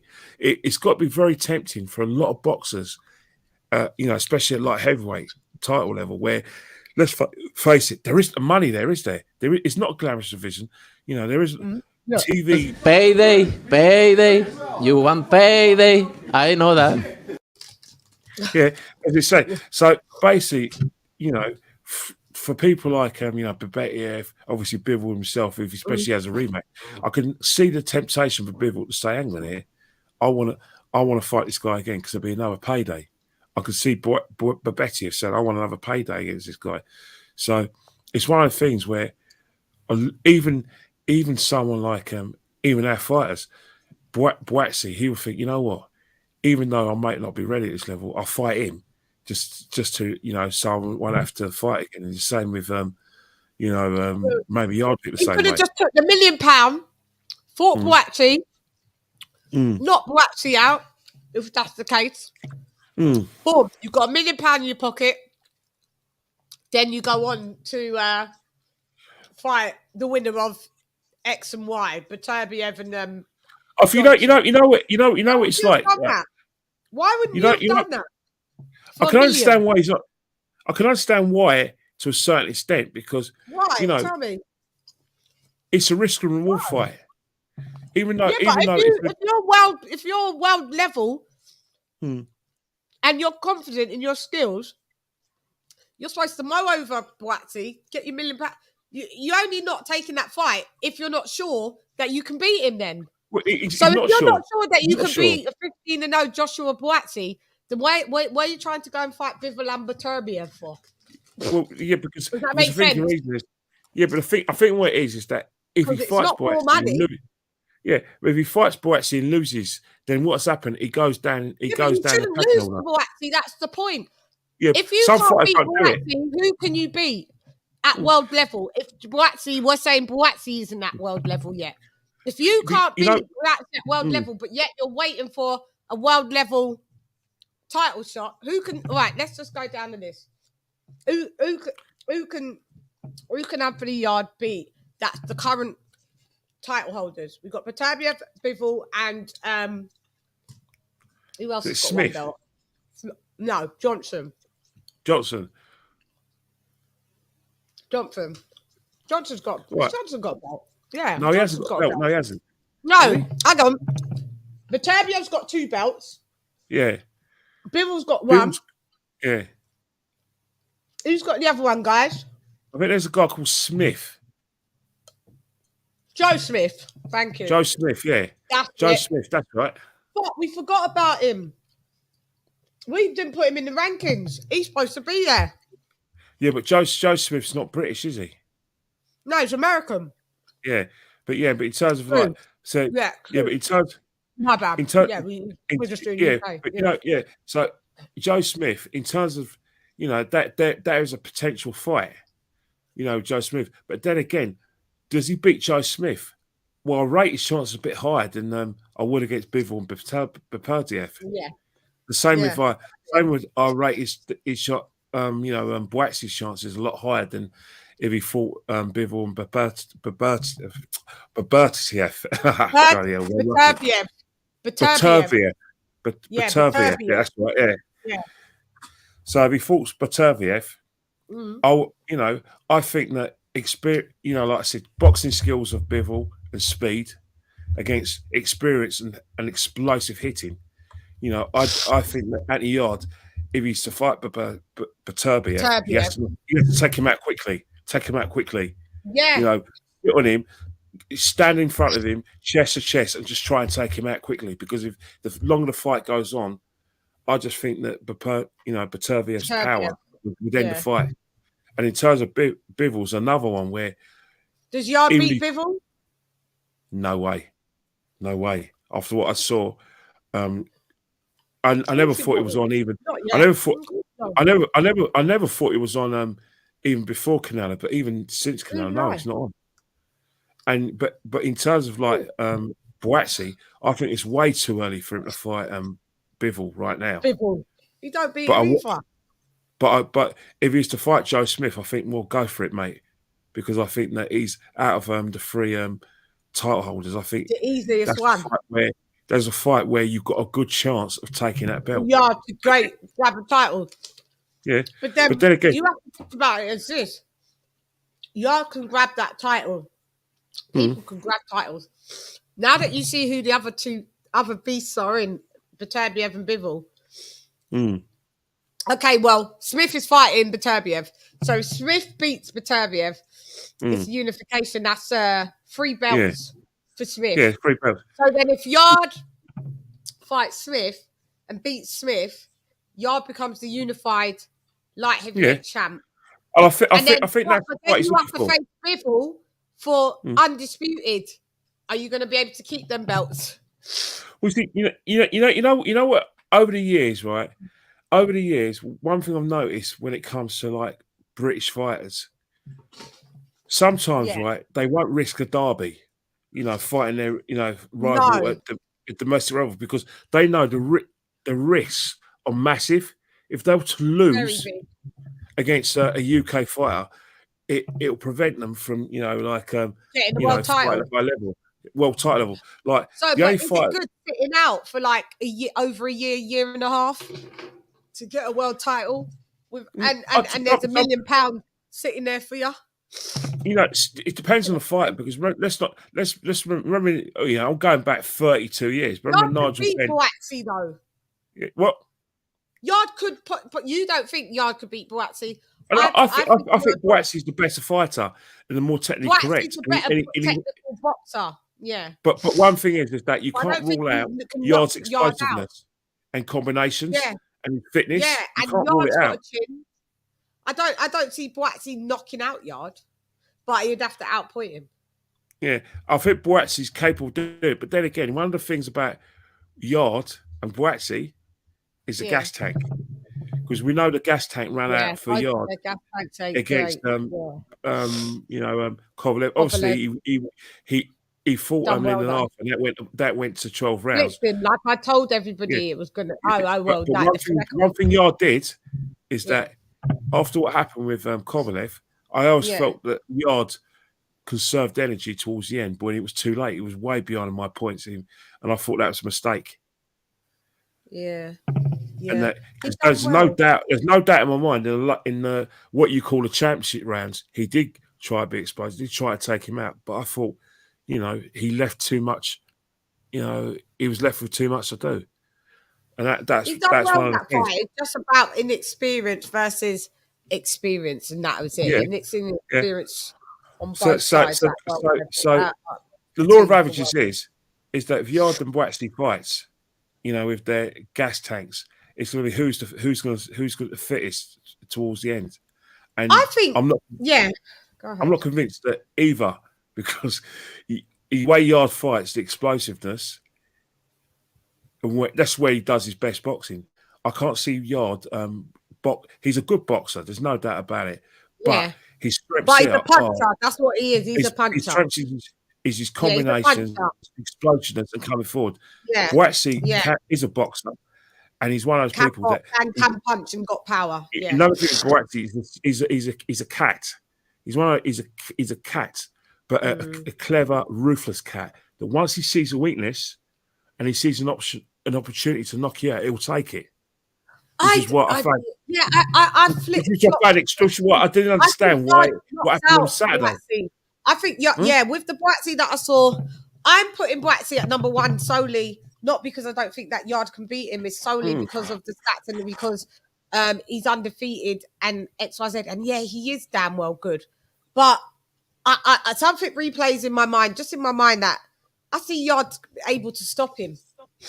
I saw what Chris Richards was able to do. Yard, in my opinion, blitzes out Chris Richards with his good chin or not. Yeah, I think Yard has a great probability if you do it in the first 7 rounds. Look, to fight BUATSI, it's either two approaches. You'll either have to get him out in the first 7 rounds, or you can wait till deep waters if your tank's good, Yard, because we can see that BUATSI doesn't have a good gas tank that much, and then drowning in the deep waters and not out. It doesn't. But I think with experience, he can. But the thing about that is that if it does go to gas tanks, then it'll be the person who takes the opportunity first. One thing is that I know very well what Yard can do and how he can, once he gets you in the corner, and he lets the hands go. But one thing about BUATSI's done that before in fights as well, where he has got you in the area of uncertainty where you've got nowhere to go, and you're already hurt. He can be just as ruthless, not as explosive, but it'll be one of those things where he won't let you out there, and he will hit you with power. Where it'll be, but in terms of the power, it'll be like power and then superpower, where he's got two kind of and that's where I look at Yard. He fights at the same sort of pace, same power, same combinations, but again, Yard's very ruthless. It'll be an interesting fight. It's going to be an epic fight. Obviously, we may never see it. I will root for Yard to win on that fight. You know when we get a good fight. The only way we're going to see a fight, because I can see Yard knocking him out. I can't see BUATSI knocking out Yard. I can't. I don't know. I don't know. See, Ken, you've got a different opinion. I'm in a different opinion. Yeah, you can call him, Ben. Yeah, I'll give you the number. Yes, you can call him. Go ahead, Kenny. We got AJ. Number. Go ahead, Ben. Yeah. Ken. 1 second, AJ. I'm coming. Thank you for joining us. Just let Kenny finish his point, and then I think we're going to get a phone call. But if we're not, but AJ, you'll go after Ken. Yeah, no problem. You know what we're saying about BUATSI and Yard. We may the only way I can see this fight happening is if one of them holds the title, and then one of them has to challenge the other. Because I think one of the things is that he could have got it out of the way. It wasn't BUATSI saying, "I don't want to fight Yard." Listen, Yard could have got a good little £1 million in pocket, blitz out BUATSI whilst keeping active. Your name elevates even more because you've just gave that Olympian, the bronze Olympian, his L, and then you move on to your world title fight. You only don't fight someone and turn down someone for £1 million at the level. You know what? £1 million for the level at that they are. I think they got like 2 million for Kovalev. So Eddie's offered you 1 million for a non-title fight, and you said no to it. That means you've got reservations if you can beat that geezer, in my opinion. Think about that. That would have made a lot. That's a potential pay-per-view fight as well. Potential pay-per-view fight for real. BT and Sky, or on the Zone, and that would be that. Like it could just, it would be a monumentous fight. It'd be a great fight that everybody would want to see. And before it gets too technical, well, this one's got maybe they're just going to meet each other when they've both got a belt, because they're both going to have a belt. I believe BUATSI somehow is going to get a belt. Their belt's going to be fragmented. It's easy sometimes to get the belt, but I don't see how easy it is with Bivol in the equation, how easy it is to keep your belt. Because in my opinion, Bivol's going to be undisputed at 175, in my opinion. Yeah. That's my opinion. Hi, AJ. What up, though? Thank you for joining us. And we're going to give AJ a round of applause.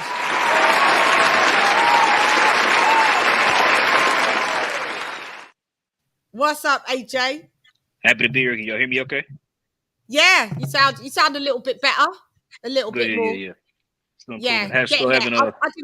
I didn't want to bother you. So I was going to call you, but I didn't want to bother you because I know under the weather and you're okay. Do you want to tell people what city you're in? Is it C19 city? Is it just Yeah.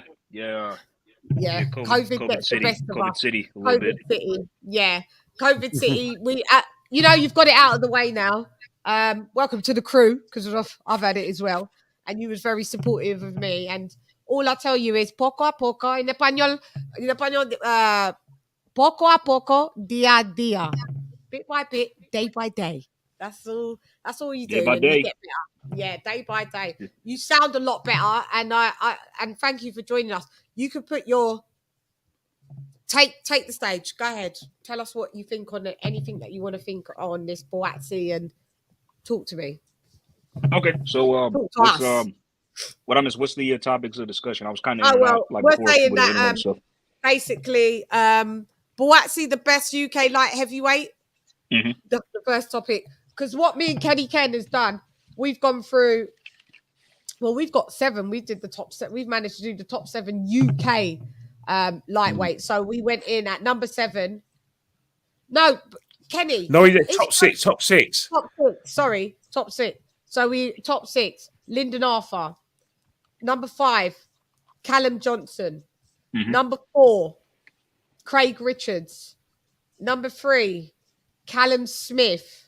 Number 2, Anthony Yard. Number 1, Joshua BUATSI. Now, them two could change. BUATSI could be 2, and Yard could go to what, but they've got to fight each other for us to know. Do you agree with where we've placed anybody, or This is actually a good list. I don't see too much issue with it, if I'm being honest. Yeah. Good list. And how did you see the fight with Craig Richards and BUATSI? What was your? Because I know we was all talking at the same time and in the group and doing what we do. What was your thoughts? Tell us. I enjoyed the fight. I thought, even though BUATSI won, I felt both guys were kind of evenly matched, if I'm being honest. I mean, Craig showed a lot of grit and toughness. I think I mentioned that. Yeah. And and BUATSI kind of same. And and like I said, I wouldn't mind them. I really wouldn't mind seeing a rematch between the two. I mean, I'd like to see Craig. Yeah, I'd like to see Craig in with any of those 4 or 5 guys on the list. You know what I mean? If I'm being honest. I mean, I think there's still a lot of big domestic fights out there for Craig. Wouldn't mind him seeing him against Yard. Wouldn't mind him seeing against I wouldn't mind seeing Yard against BUATSI or Richards. Yeah. I just wish he kind of would just stop waiting around by the phone.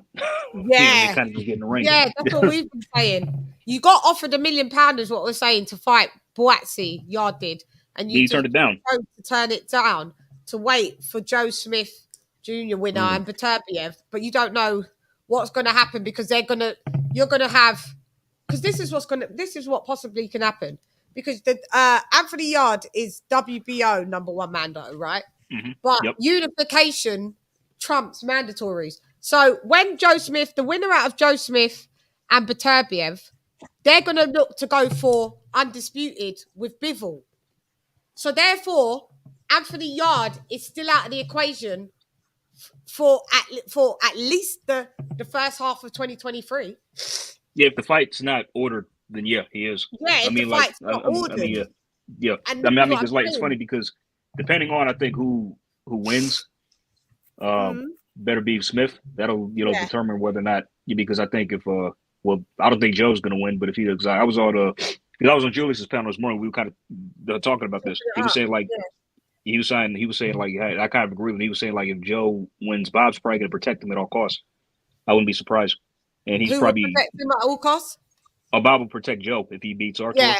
Yeah. And we probably won't get the Bivol fight, but if Artur wins, then yeah, like then we'll probably get it. Yeah. I mean, but yeah, I mean, Joe, but Anthony is shit out of luck because, like, I mean, because like the fight's not ordered, there's nothing really you can do. I mean, you can try to press the WBO, but do you really have that kind of sway? I mean, like with Frank, I know Frank probably does, but unless the fight's ordered, then like there's nothing really you can do. Yeah, and is the WBO gonna want to trump over? The WBO wants to be a part, I'm sure, of undisputed more than Smith versus whoever or. What fight is going to bring them more money? Is it going to be like the winner of that fight versus Anthony Yard, or be them for the winner versus Bivol for undisputed? Which generates more money? Anthony Yard is a name in the light heavyweight, but I don't know. I don't know what it generates. Says would Bivol be Yard be a big money fight? I think it potentially could be because, like, not everybody kind of knows him as the guy who toppled Canelo. You know what I'm saying? Yeah. So he is somewhat of a name now than he was more so then. I wouldn't say like probably not in terms of probably, but he's gotten a lot more exposure ever since he beat Canelo. Oh, I've got a super chat. Sorry, you're good. Sorry, 1 sec. Let's get the super chat.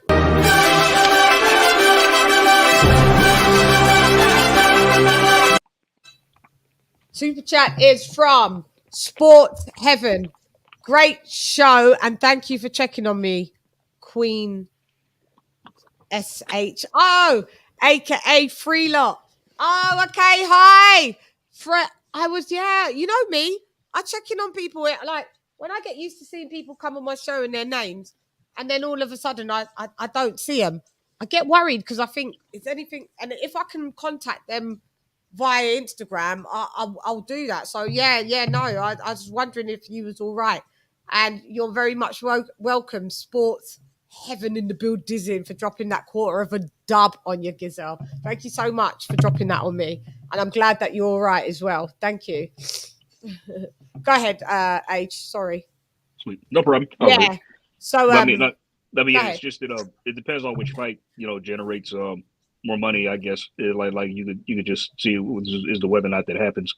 So I mean, but I want to see undisputed. So I mean, like heavyweight, I want to see undisputed. I want to see an undisputed champion. You always want to see undisputed if it's possible to happen. Yeah. And we've been having undisputed at the minute. We've had 2 undisputeds within a year and a half. That's amazing. So now I want to see undisputed. If we can get another one in the bag, cool. So I think our list is a great list. I wouldn't mind seeing a rematch. Where does Craig Richards go now? Well, Craig Richards will.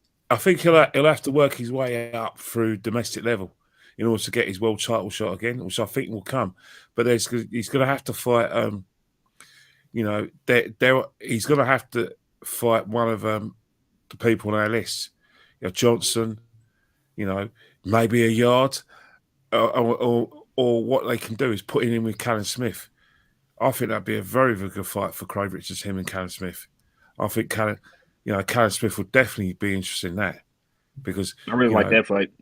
Because Callum Smith could say, right, he can see my guy Richards as a gatekeeper, and Richard could see Callum Smith as another step on the ladder in order to get himself into world title level. It's a good fight. Both of them with Matchroom. There's no reason why I can do it. You can either, if you want to do it at the O2 and get all the South London boys in, or get the Scousers to get them to travel down and watch one of their own. You know, although Scousers, do they come down and watch one of their own? I think so. If Everton Liverpool were playing, they'd come down their thousands. But I think, would thousands of Scousers come down to watch Smith in London? Yeah, we know, I think so. We know hundreds of thousands of Scousers will come. Will watch him.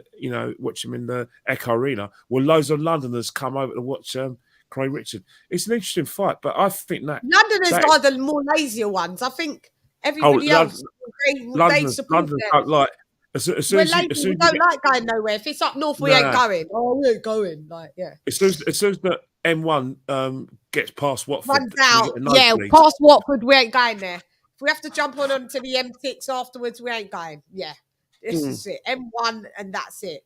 Yeah, we're not even interested in the whole entire M25 even. Exactly, and it's not, especially the suburbs. But I do think that is a fight that Eddie Hearn. There's no excuse for Eddie Hearn not to make. Another thing as well is the money's there, the interest is there as well. It's a 50-50 fight. One thing about it's a 50-50 fight.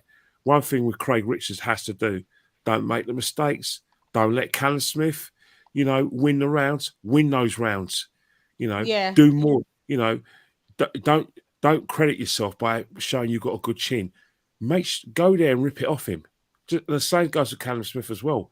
Don't overthink things. You've got to, because you're not fighting with Joe Gallagher, who probably would get you on the front foot. You're fighting under Buddy McGirt again. Yeah.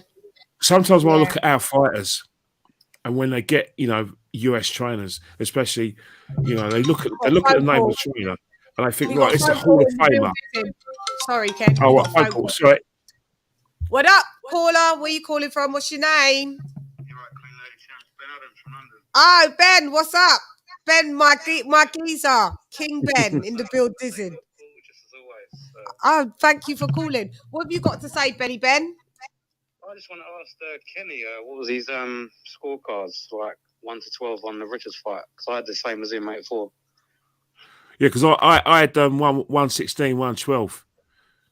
So, in terms of like... What was the rounds that you gave Richards? Oh, rounds. In terms, 7, 11. I had, up until round 7, I had it for me, I have to say, I had it 5-2. I had it 5-2 for, 5-2 for, BUATSI. I didn't have it 7-0 like our good friend, Mr. Bellew. Oh, Tony Bellew. Yeah, he's a bit of a nutter, isn't he, that Tony Bellew? He's a bit biased, isn't he? Well, yeah, I think that's one of the things we're talking about is that, Tony Bellew has transferred his very partisan, biased commentary from Sky over to DAZN. And, and that's why it's one of the things where, you just look at modern commentary at the moment is basically on the floor at the moment because you just don't get a commentator, who's impartial. They seem to go with a fighter that what I call a home fighter, and that's one of the disappointing things. But in terms of Craig Richards, in those first seven rounds, one of the things that killed him, in my opinion, is that he was trying to nick the rounds. Yeah, towards the end. You know where say me and you were fighting, right? And I was coming forward and you had your hands up, and sometimes I was catching you with a double jab and your head was going back. And then when in the last 30 seconds, I start throwing me bombs. I start throwing uppercuts and boom, boom, boom, hoping the judges think, you know what? I remember the judges are going to forget the first first 2.5 minutes and only remember the last 30 seconds. And I think that's what killed Craig Richards as well, especially in those early rounds, was the fact that he did try to nick being so hesitant and tentative. Yeah. Just don't think he's got the dog in him, Ben. But he don't have that dog. Yeah, he's always a slow starter. BUATSI is usually a slow starter, but as you saw, BUATSI was very quick off the mark. Ben, what rounds did you say you gave Richards? What rounds did you give Richards? I gave him 6, 7, 10, and 11. But like I said, it was a close fight. It was competitive. Yeah, that was kind of the same sort of, you know, the rounds you scored it. It was my scorecard was pretty similar. You know, was quite similar, but in terms of like the first 7 rounds, you know, it was one of those things where I was thinking, oh, you know, when you scream at the TV, you like both fighters, but when you see a fighter where he has made an impression, he has hurt his opponent, and then you look at him and you're thinking, well, hang on, go in there, throw some combos. And I think that's where Craig Richards went wrong. And I think this is where it helped BUATSI. There was more evidence of combinations from BUATSI. And, you know, like the jab was snap. I think where Tony Bellew probably, you know, scored his rounds is because when, you know, BUATSI threw the jab, the head snapped back. When he threw the punch, the head snapped back and he went back. And then when Richards was throwing his punches and eye-catching punches, BUATSI was still coming forward. It wasn't a case where BUATSI was on the retreat, except for maybe in the later rounds, maybe in the round from round 7 onward, where he did go back. There was a bit of a stumble, you know what I mean? And he could have taken him out. But, you know, it was one of the things where, you know, I thought that Tony Bellew's scoring was based on the fact that the punches that, you know, hurt Richards, and he looked like it hurt because his head went like that. That's where Tony Bellew, he's won that run. I'm giving that round to you know, BUATSI because maybe that's what he was saying because his head snapping back. Have you got anything else that you want to say before I let you go, Ben? And thank you for calling in. Just one quick question to you guys. What did you make of I can't remember who said this the other day, but someone reckons you know that John Hedges, they reckon he's going to be the next Tyson Fury. John Hedges, I don't know who he is. John he was on the undercard. Was he on the undercard? I mustn't have been awake by that time. He probably was on at the very, he was on before Molina then, wasn't he?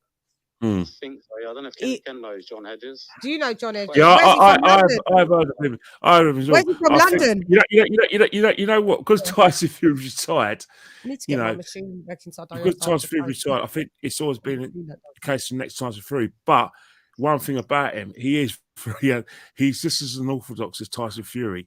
And, you know, I see where people are coming from. Because, I know who you're talking about. Yeah. I know who you're talking about, the heavyweight. I saw him, but I know exactly who you're talking about. Go on, sorry, go ahead. He's got those kind of Dillian White, that one. He sparred with Dillian White. Yeah, he sparred with him, but he's a big heavyweight, but he wanted, when it was the Tyson Fury White fight, he was rooting for Dillian White to win. Kind of fair-haired lad. Could be, yeah. Tall as well. Very tall. I know you're talking about. Yeah, I thought it was him you're talking about. He's Irish though, is he not? It might be a totally different geezer. There's a new Irish heavyweight coming up. It's not John Hedges then. There's a new Irish heavyweight coming up. He was on the Fury White undercard and he blitzed the guy out. He blitzed out his geezer out in a couple of rounds. He's literally very new. I think he's something like, I'm guessing he's under 5-0. Yeah. No, but I think in terms of like John Hedges, I get the comparisons. I do get it. Yeah. Go ahead. Yeah. Ben, thank you for calling in, babe. And keep up the great show. Thank you so much, babe. Kenny Ken, by the way, best team, even though we didn't do that well. Arsenal are the best. And AJ and Lisa Bell's the queen as well. Take care. Thank you very much. Thank you. Bye. Thank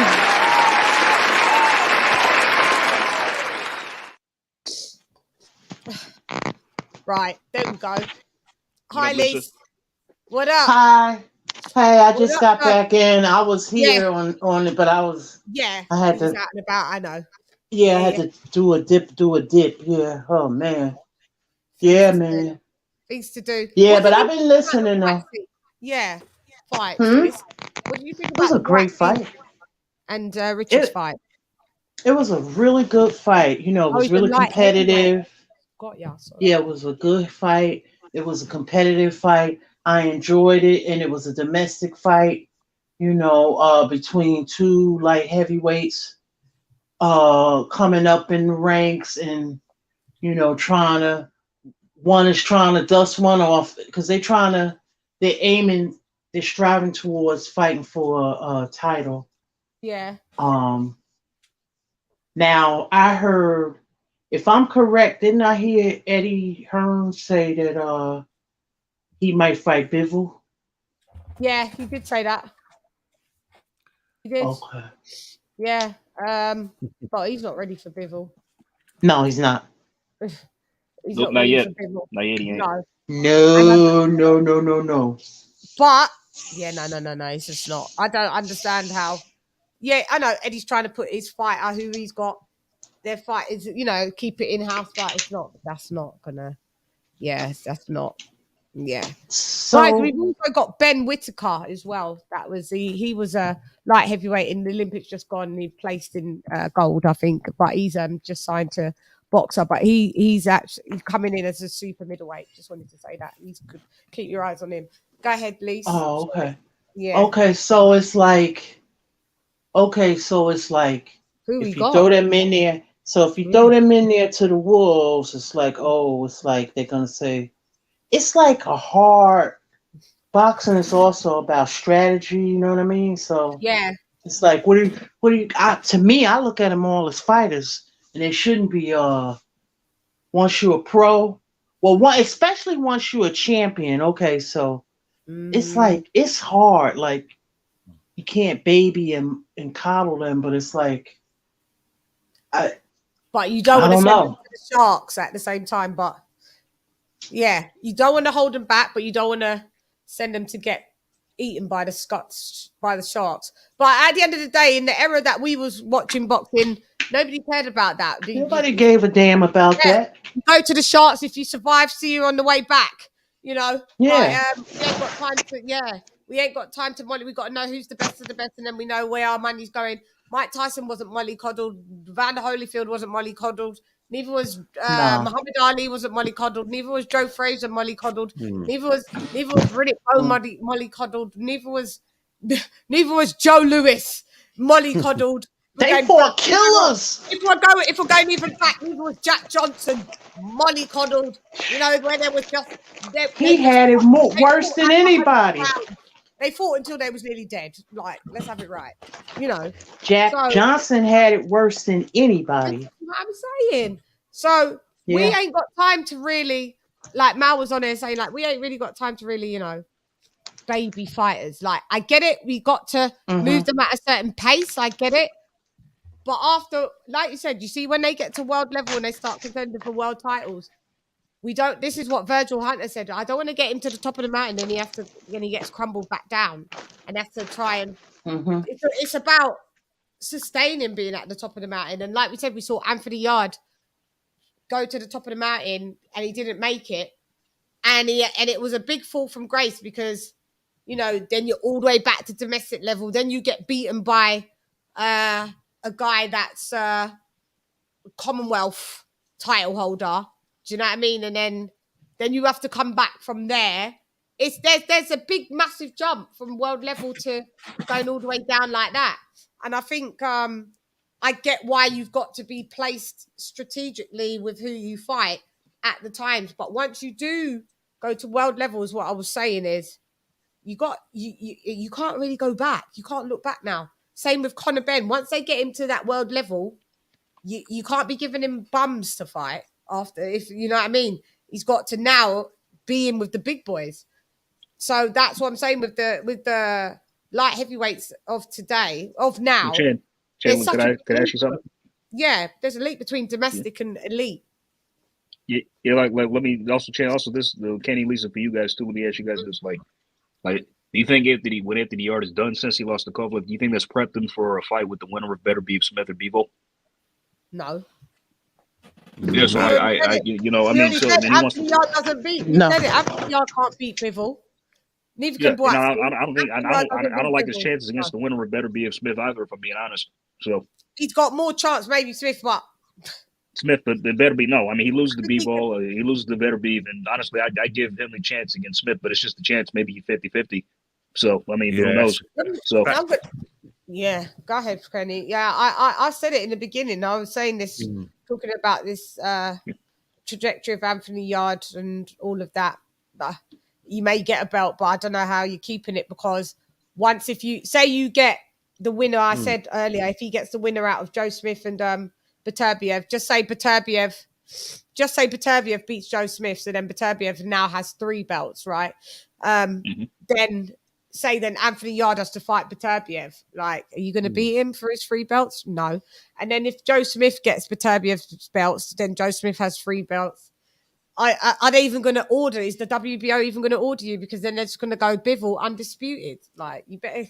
Yeah. And then even if you're not, can you beat Bivol? Can you beat? No, you can't. I'm afraid, and that's no disrespect, but you can't. We know who the 2 best light heavyweights are. It's between Bivol or Beterbiev. Yeah, that's it. That's one of them 2. And they got to fight, and we need them to fight. So what I'm saying is, I think we're going to be quicker to see Bivol and Beterbiev quicker than Anthony Yarde and the other lot, because I just think that's going to be deemed by the sanctioning bodies as more important fights, because it's going to be effectively. I have Beterbiev beating Joe Smith, in my opinion, and then I see it's going to go to undisputed for 175. I see it. Why didn't they give him a year to heal? Why didn't they give him a year to heal? Who? Which one? Who? Beterbiev with that bad head cut. I don't think you need a year. I think you get 4 months to not spar, depending on the severity of it, and then you're pretty much called to spar after that. But I don't know. I do remember how gashy that was, but I don't think you wait a year to be able to heal up, unless he's got some form of concussive thing that's fucked up. But for a cut, it'd be all right. 4 months usually before you can go back to sparring. I hope that shit don't open again. That's all I gotta say. Errol Spence had a semi-detached retina, and he was allowed to spar 4 weeks later. So, for a cut's a bit longer. Cut's 4 months. So, depending on the cut. But Usyk was 4 months after Joshua. He was 4 months before he could spar. So, do you understand what I'm saying? Like, the level of competition, there's going to be an undisputed. Bivol's going to want to. Bivol and Beterbiev are going to want. That's the fight that everyone wants to see. Who the number 1 light heavyweight champs of the world are, and it's between the number 1 and number 2, and it's for the undisputed.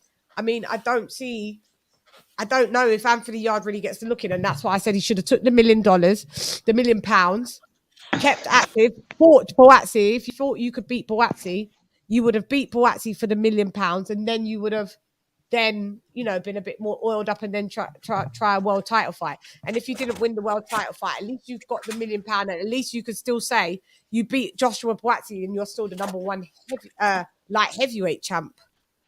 You're still the number 1 light heavyweight fighter in the UK. That's my question, possibly a year and a half.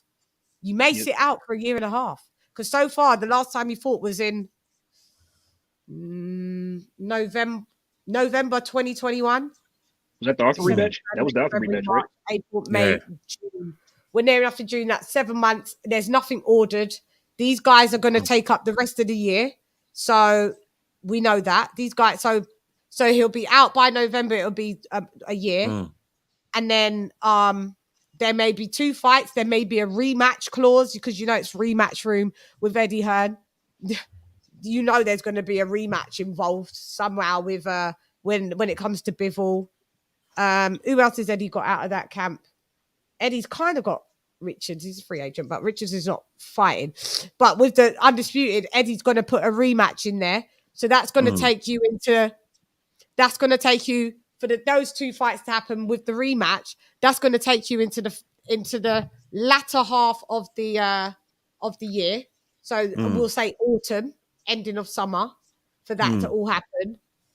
And then we'll get who's undisputed properly, and then you're going to have to be waited to be ordered, and that we're talking about the end of 2023.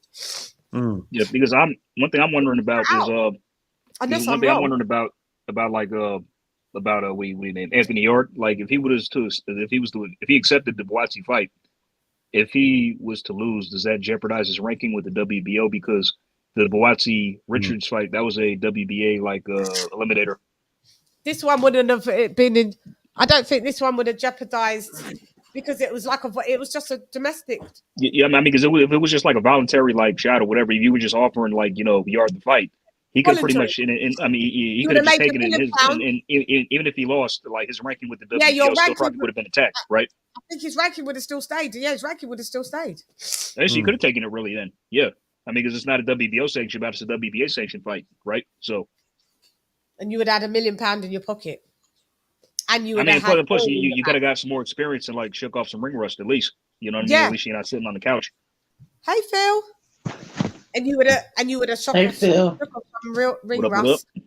This is what I'm saying. But like I said, I already explained it, AJ, before you came that I've been blocked by Tunde for having an opinion on Anthony Yard. I already explained it. Whatever. Very silly. Yeah, very silly. So shame. Yeah, sad. Yeah, real sad. So such is life. But okay. So I think I just want to move on to get Kenny's thingy before he wants to go asleep. Beterbiev, he is the Mexican fucking monster, isn't he? Or is Benevidez? Benevidez. Benevidez. I mean, sorry, Benevidez. Let me Beterbiev. You know one thing, right? One thing, right? I want to just shake. I want to shake the hand of Lemieux. I really want to say Lemieux. I really want to shake his hand. You really want to shake his hand because I'll tell you one thing, right? He's brave. He's brave. He's fucking brave. I wouldn't have come back out. He gave everything, and he showed a lot of heart. And I'm glad that he was dragged out of there. I was really glad he was dragged out of there because they could have dragged him out quicker. Yeah, he took a lot of punishment. But but the thing what I did like about him, he came back, he came fighting. Obviously, is his power transferable from middleweight to super middleweight? No. He's game, but he's game, but not with someone that should be a light heavyweight. Not with someone that really walks around as a fucking heavyweight. Yeah. But one thing about Benevidez is that it was savagery of ruthlessness. He really sad. It was quite sad to watch. It was exhibition of ruthlessness, power, savagery. But it wasn't nice if I was the family of Lemieux watching that. Saying that, he's definitely knocked on the door and said, you know what? If Canelo ever wants to come back, to super middleweight, fight me. Basically said, come back and fight me. Forget Bivol, the rematch of Bivol. You're not going to beat Bivol. Fight me. That's what that performance said to me. Come and fight me. That is a payday. That is a bloke who wants a payday and deserves a payday against Canelo. Payday. You want payday. I know that. Yep. You're correct. I ain't getting my fucking block knocked off like that. He shouts out to David Lemieux. Shouts out to him just for you are brave. Like you're at the top echelon. If I have to put current bravest boxers, I can't think of anyone because I wouldn't have come out after that first round. That first round in itself was but he fought as well. He came out. He went forward. He went forward and came and tried to take the fight at Benevidez. Yeah. You know what I mean? He knew he was hurt. He knew what he did, but he said, "You know what? Take me out. Put me on a stretcher." Yeah. You know what I mean? Shield business. Lisa, he'd be the type of cut and damages that I think he won't be able to fight for about 7 months after that. You ain't seen Lemieux for about 7 months. Let me go super chat. Are we having tech issues or is it me?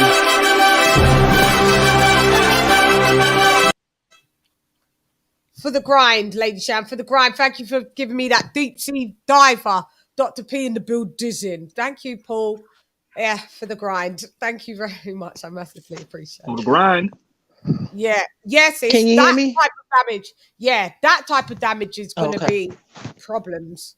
Where I think David should probably think about retiring. You really should hang him up. Because he couldn't take a punch worth nothing, man. I mean, as soon as he got hit at the end of that first round, he just crumbled like a like a deck. You know what I mean? And then like it was just all she wrote Lemieux? there, and I'm like, Lemieux, yeah.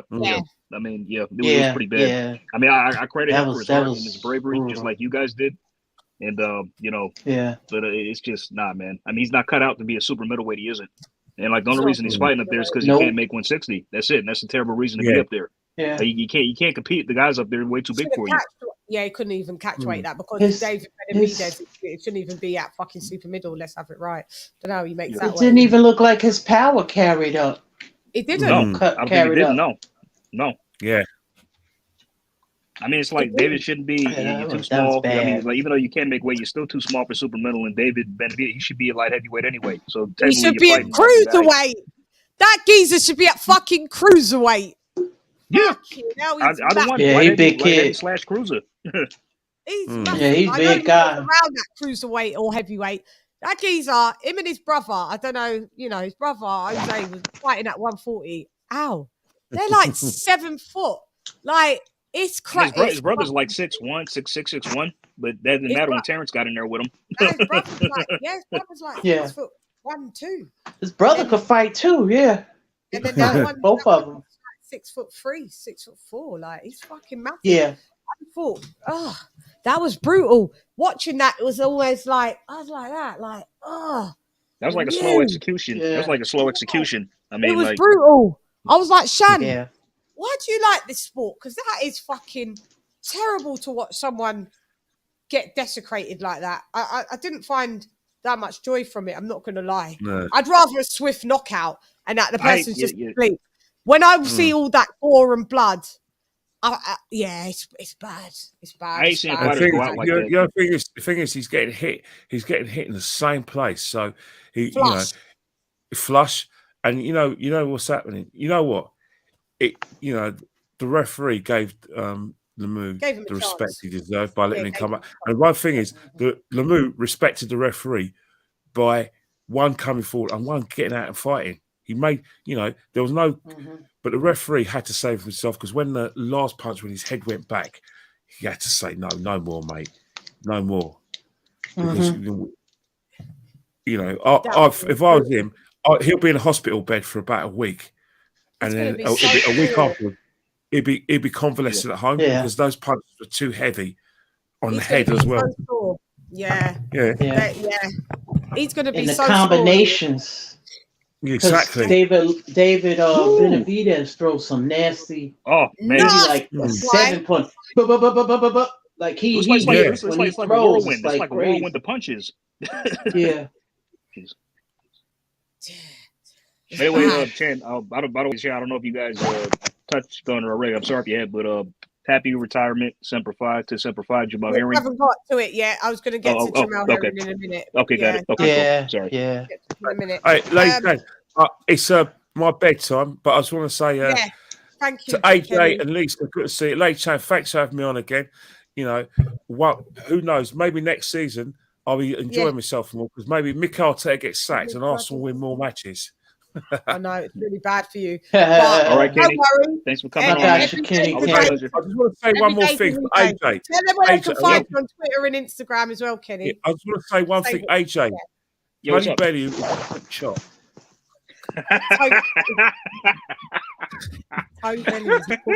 There you go, AJ, because he loves when you say it. I'll see you next week. Tell them where they can find you first. Twitter and Instagram is at KennyCan1972. Yeah, and we chop it up. So join Kenny and me. Follow Kenny on Twitter and Instagram. We do chop it up on his Instagram. He talks about the football and on the Twitter boxing. Kenny, salute you. Thank you very much, and I'll speak to you later. See you later. Thank you. All right. See you later.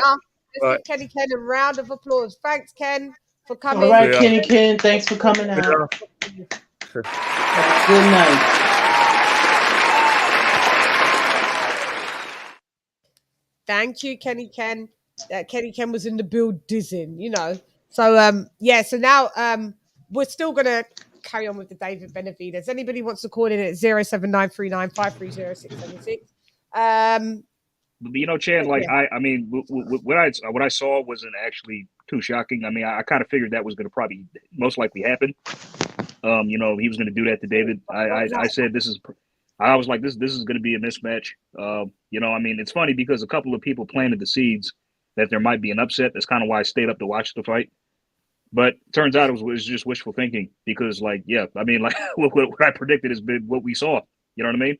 Just Lemieux getting annihilated by Benevidez. I'm like, I mean, I was saying like, I don't know how these guys are predict. I mean, David could punch, but who's been knocking out a super middleweight? I mean, he's had like 3 fights there, but he's like, I mean, he's kind of shot, man. You know. Mm-hmm. He's done. Yeah, he's done that. Might have just ended this. That's career-ending type of vibe over there, man. Like, yeah, and if you can't fuck about at 160 and you can't make 160, just hang it up while you've got your faculties. 33 years old, still young. Just do some other bits and pieces because that was brutal. Brutal. And David Benevidez, that brutality. Okay, so we can have Benevidez. Charlo's going up to 68. Mm-hmm. Does Mal beat this geezer? That's why he's avoided him. The Mexican monster. Nope. It's the Mexican monster. I don't know. I feel that he's just going to go on the front foot to Mal, especially with all the animosity that they've had. Boy, Mal's going to have to be David's going to hurt him. Boxing, some elusivity in the building is going to have to be there because he's going to get hurt. But Mal will be a bit more filled out. He's look good at 68, but mate, I don't know if it fares well over there with that. I don't know. Mal and Benevidez. What do you think? Mike Tyson will be there at least, that's for sure. Yeah. The Mexican monster. Just name the name. Well, his promoter listed the reactions post fight. He said David will fight. Because we were talking about this on Jules' panel too this morning. He said that post fighter, but he said that what you got there? Coconut water. All this good stuff. Yeah, keeps you feeling better. I gotta put it in smoothies. I can't drink it plain like that. I gotta put it in smoothies though. Hold your nose. Mm-hmm. Hold your nose and drink it. Yeah. Oh, this one's innocent, 100% pure. But I know what you're saying because coconut water can. This one's a little. It's natural, but it does taste a little sweeter, so it doesn't feel that bland. I don't like the coconut water with the bits in. I can't do the ones with the bits. Y'all don't do that. This one is pure, innocent. Shouts out to innocent, even though you're not paying me for this. Shouts out to you guys for the code.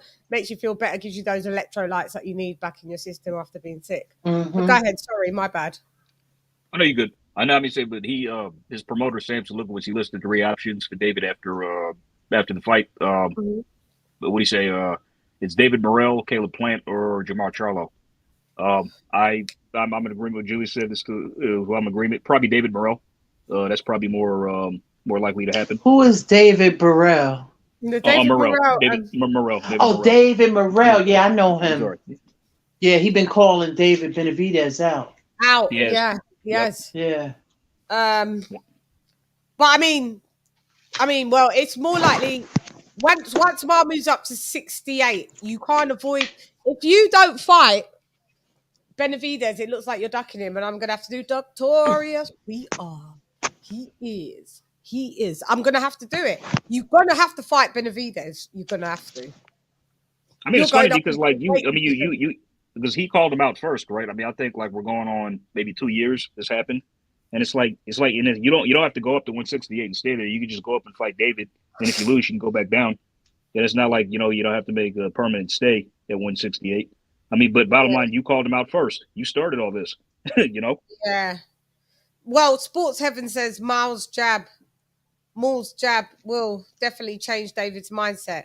Good. Well, I don't know. It may, but we got to see if his power carries up. It should carry up, but I don't know.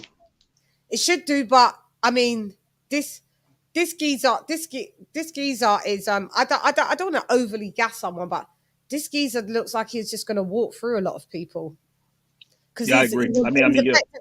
Effectively, he's a weight bully. Let's just call a spade a spade. He is. I mean, and it's funny because I don't think like Maul's first. I mean, like he's probably going to want to be giving at 168 first, maybe to test the waters. He doesn't want to probably go into a Benevidez fight straight away.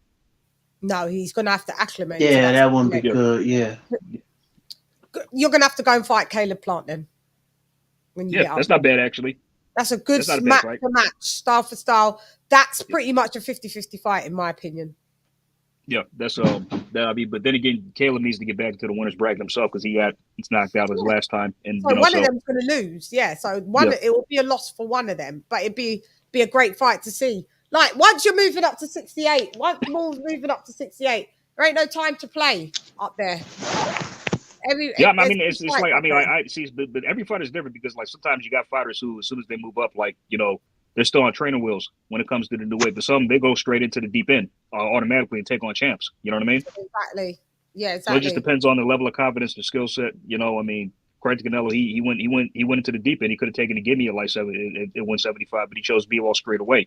But you thought Bivol was because you watched Bivol at fight Craig Richards and you thought like how I judged Bivol more off of the Craig Richards fight. I was like, yeah, I know Bivol's good, but Canelo will edge it. Canelo thought he would beat him. Canelo wouldn't have done it. Same thing we saw Usyk against Chisora. Remember that? We all thought like we kind of thought he had problems. AJ beat him. No problem. Gonna wash him. Yeah. Nope, not the same story. No, not the same story. Them man there step up to the level of their competition. I hate fighters like that. I think you should just fight like sick at all times. Like why did it's kind of like like they do a mind trick. It's like they mind fuck us a bit, the fans. You know what I'm saying? Like a lot of critics. It's like they do some kind of dumbing down thing, like, oh, these fighters are not on my level, so I'll just have to. Maybe it means that like you saw Tyson Fury didn't really go through all the gears just to beat Dillian White. I guess if you don't have to go balls to the wall to beat someone, you could just be like, psh, psh.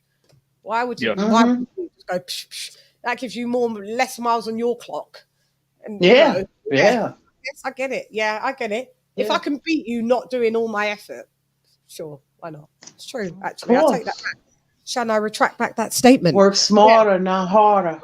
Yeah, like Floyd is saying. Yeah. Yep, that's true. Yep. That's his motto for real. And we say that in music as well. So David Benevidez looks like he may become hang on, he had some belts. What was them? He had some WBC belts. Are they some like American Intercontinental belts or something? I'll explain. Okay, yeah, Julius this morning. I had the same question. Like, okay, so David he's already a former 2-time super middleweight champion. So those were like his past 2 belts, in addition to this interim title that he won. Yeah. Don't bring I know. them. I know. Yeah. Because I saw the 2 green belts and I was like, I kind of wondered. I kind of wondered myself. American intercontinental type of fight. That's what I just deemed it down to, like one of you guys' fights. But I was like, that's definitely the WBC belts, though. Like, I wondered that myself. I mean, but those are like his 2 past, former. But I'm like, why are you bringing him out? He's not a champion anymore. No, you're not a champion anymore, and they're not on the line, fool. Like, yeah. That was just dumb. Now that he's then Lemieux fight, he just won the interim belt too as well, the interim title in this fight against Lemieux. So yeah, that was just fucking that was dumb. He thought he was. Now, Showtime, they always like to promote the Listos pe los chingazos. Listos pe los chingazos. So just to fuck with casuals. Yeah. Yeah. That's just fucking. Yeah, that's crazy. I didn't know that's why he did that with his. I mean, it's funny. After Ryan beat Ryan Garcia beat Luke Campbell, you thought he would have won a world title or something. You know what I mean? Like that was just for an interim strap. Motherfuckers. I'm sick of them. They're just fucking loons. So where does he go? He's looking to be a world champ.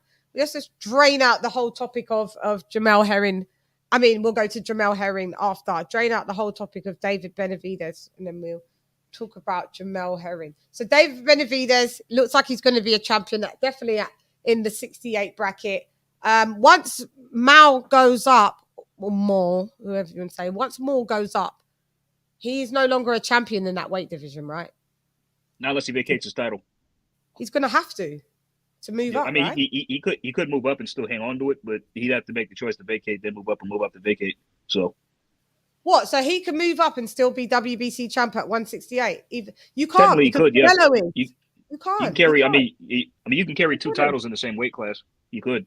No. Canelo just WBO. You can't. Canelo just WBO. That's with the WBO.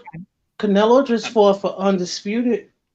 And didn't he go up to 175? Canelo's got all the belts at 168. That's what I'm saying. So if Maul moved up to 168 with a WBC belt, that couldn't work. You'd be at the same result as what it is at the lightweights, with Devin Haney having the WBC belt and Kambosos having all the others. Andre did it. But yeah, because that was with the WBO. The WBO allow you to do that. The WBA or the WBO guys, because is it the WBA or the WBO guys? You clarify for me. I think the WBO doesn't. I think the WBA does, if I'm not mistaken. The WBA allows you to move up with your. No, because what is Andrade? Andrade's a WB. He's WBO champ. Yeah, it's the WBO that allow you to do that, not the WBA. I don't know the guidelines, so I can't. Well, because say. I know Andrade was going to move up to 68. He would have had his belt.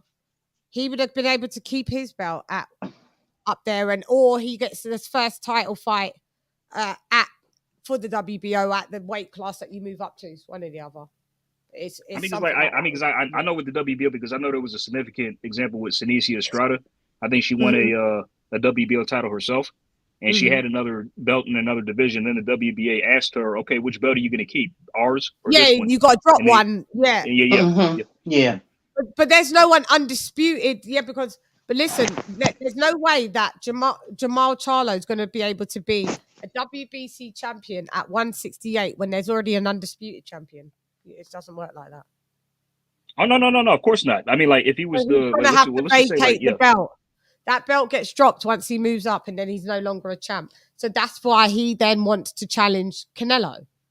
Yeah, I mean, like I think, like I can see it. I think that sounds right. Because like if he was to fight Canelo and win, then he would be for undisputed at super middleweight. But then like he's still they probably would have to give up his middleweight strap. Yeah, he would have to give away his middleweight strap. Yeah, to be able to make that move. I don't know what happened to Lisa. I think she fell off. I think she's having some tech issues. Okay, so now come on back. So now there you go. Man. So we can see where crazy. It's all right. We can see where Benevidez is going. Okay, they keep it as champion. But for now, he is the Mexican monster.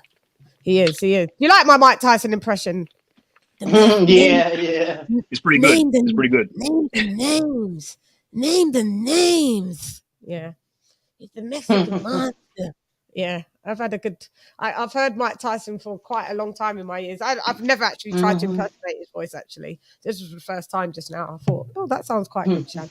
But yeah, and we've been doing Mr. Everybody done Mr. Canelo ages ago. We've done Mr. Canelo. We've got all the Mexicans or the wannabe gringos, like the gringos here. Listos pe los chingazos. Listos pe los chingazos.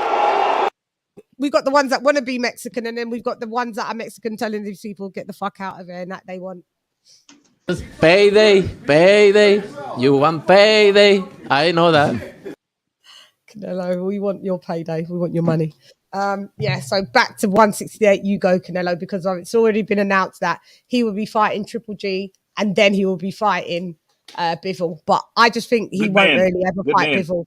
He won't ever really fight Bivol, in my opinion. In my opinion, I don't think he really fights Bivol. He just has to say that. He's fighting Triple G first. That's smart. He better do that. He said he'll fight Bivol after, but Bivol will be busy and booked and busy like this.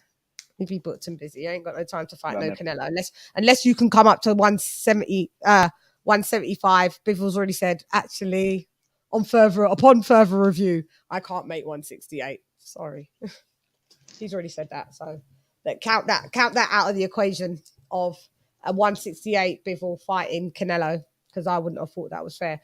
Anyway, onwards and upwards. We got to shouts out to someone that's had a brilliant career. I'm going to mix up his box rep, but it's Jamel Herring. Let's give him a round of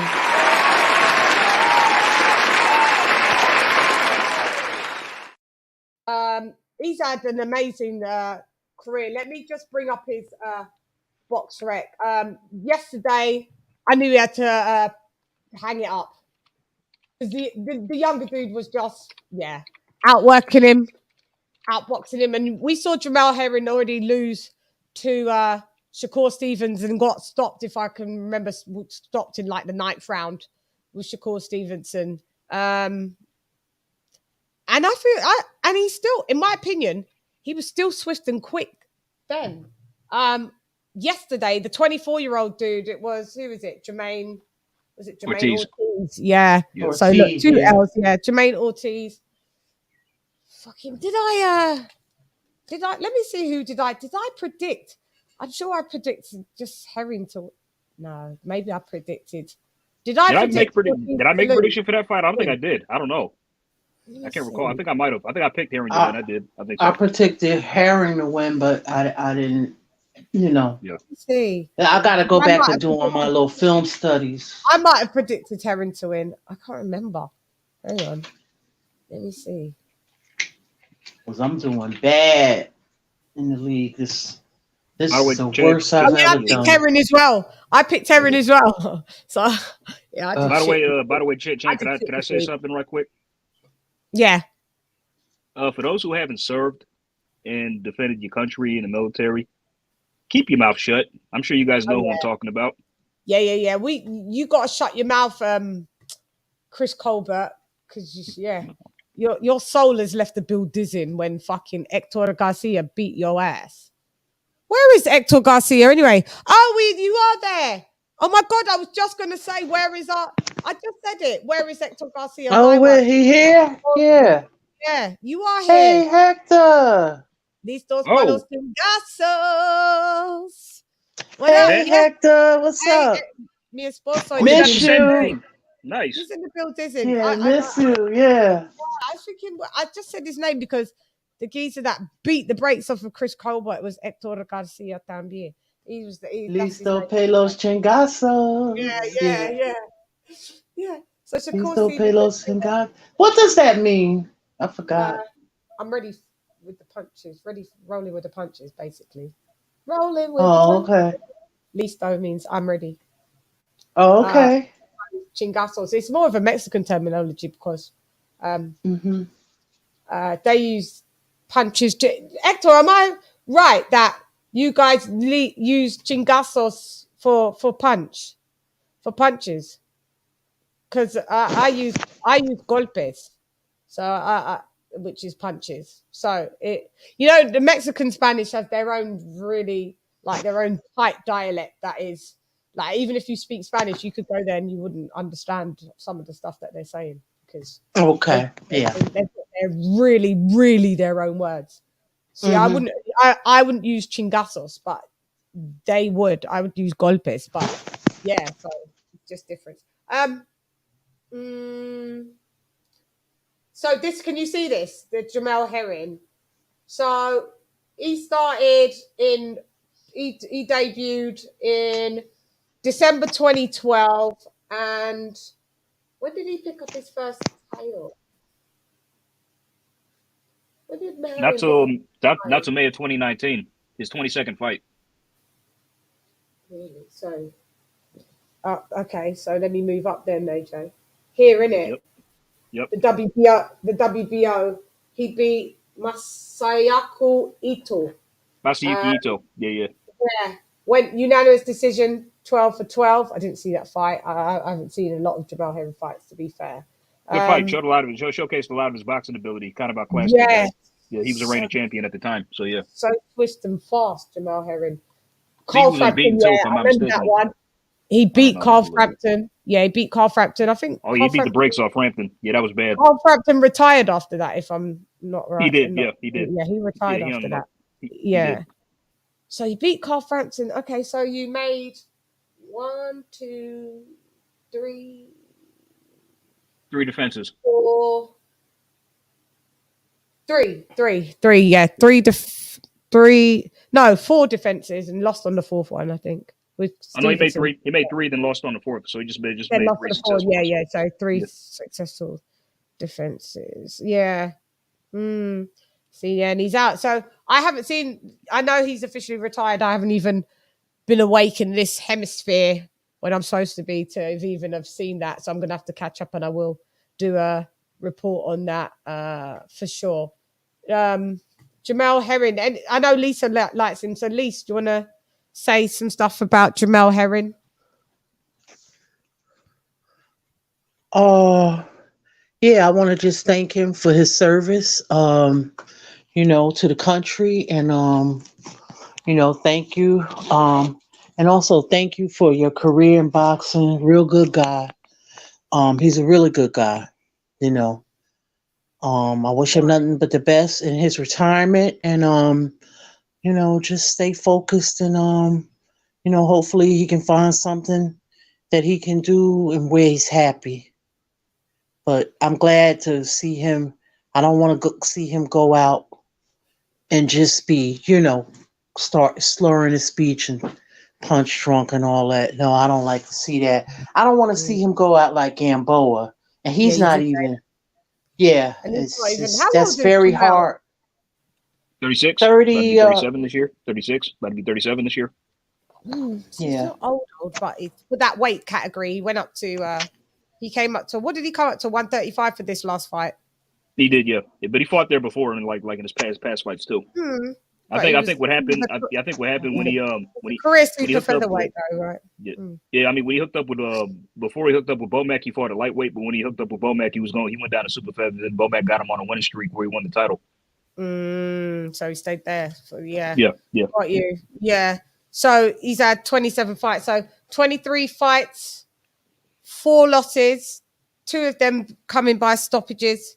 And who else stopped him? The dude didn't stop him. Who else stopped him? His 16th fight, Dennis Shafikov, July 2016. It's not going down any further than that though. It's telling me 1 second. Look, it's telling me it's not showing me the other. Oh yeah, there you go. Yeah, so you got stopped by this geezer here. I remember this because I was watching I was watching the Blood, Sweat, and Tears documentary, and he said that he took that fight on I think short notice. So I don't think he had a full camp for that fight. He took it at short notice. Then that guy was kind of just too experienced for him, and that's how he got stopped, more or less. Yeah. So it's 5'10", 36, 37 years old. Yeah, so super feather weight for that small weight cat. Yeah, that it is usually time to hang it up at that time, and I'm glad he knew and didn't want to see him go out. I think he's a phenomenal fighter. It wouldn't have been bad if he wanted to fight a couple other fights. I wouldn't have been against it, but any more than another 2 fights. But those couple other fights, you'd have to know that you win them. But if you can't, he said the young lad was just too quick. The lad's quick. It's youth. The guy that lad was only 24 years old. He was only 24 years old. He's mad young, and he was I was like, nah, man. When you're losing the guys, when you're losing and getting appointed, the guys like that, just that young gun like that, it's like, yeah, man, time to give it up, isn't it? Unfortunately, it's time to realize that. Yeah, I know age just you can't beat Father Time, unfortunately. But in the grand scheme of things, he's still young for other parts of life. He's still a young'un at 36. Oh yeah. So for other parts of life, you still keep healthy in the gym. You've been a great military serviceman. There's still lots of other physical things that you could take up, sports. That just for professional boxing, give it up. Yeah, but you're in the grand scheme of things, you're only 36, mate. 36, 37. You're young. So, yeah. Shouts out let's give Jamel Herring. We're going to have to give him a round of applause, guys, for being a phenomenal fighter yet again. And thank you. And I'm guessing the Americans are happy and thankful that he served in the military. I'm even appreciative of that. And I'm not from there. Just like anybody that decides to defend their country, no matter the country, is commendable. So shouts out to Jamel Herring. Salute.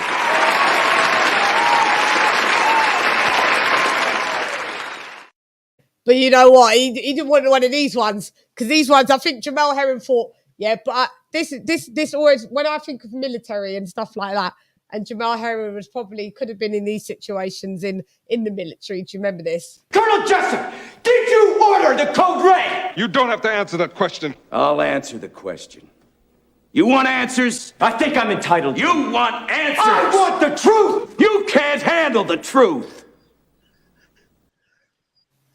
Y'all hear me, right? Yeah.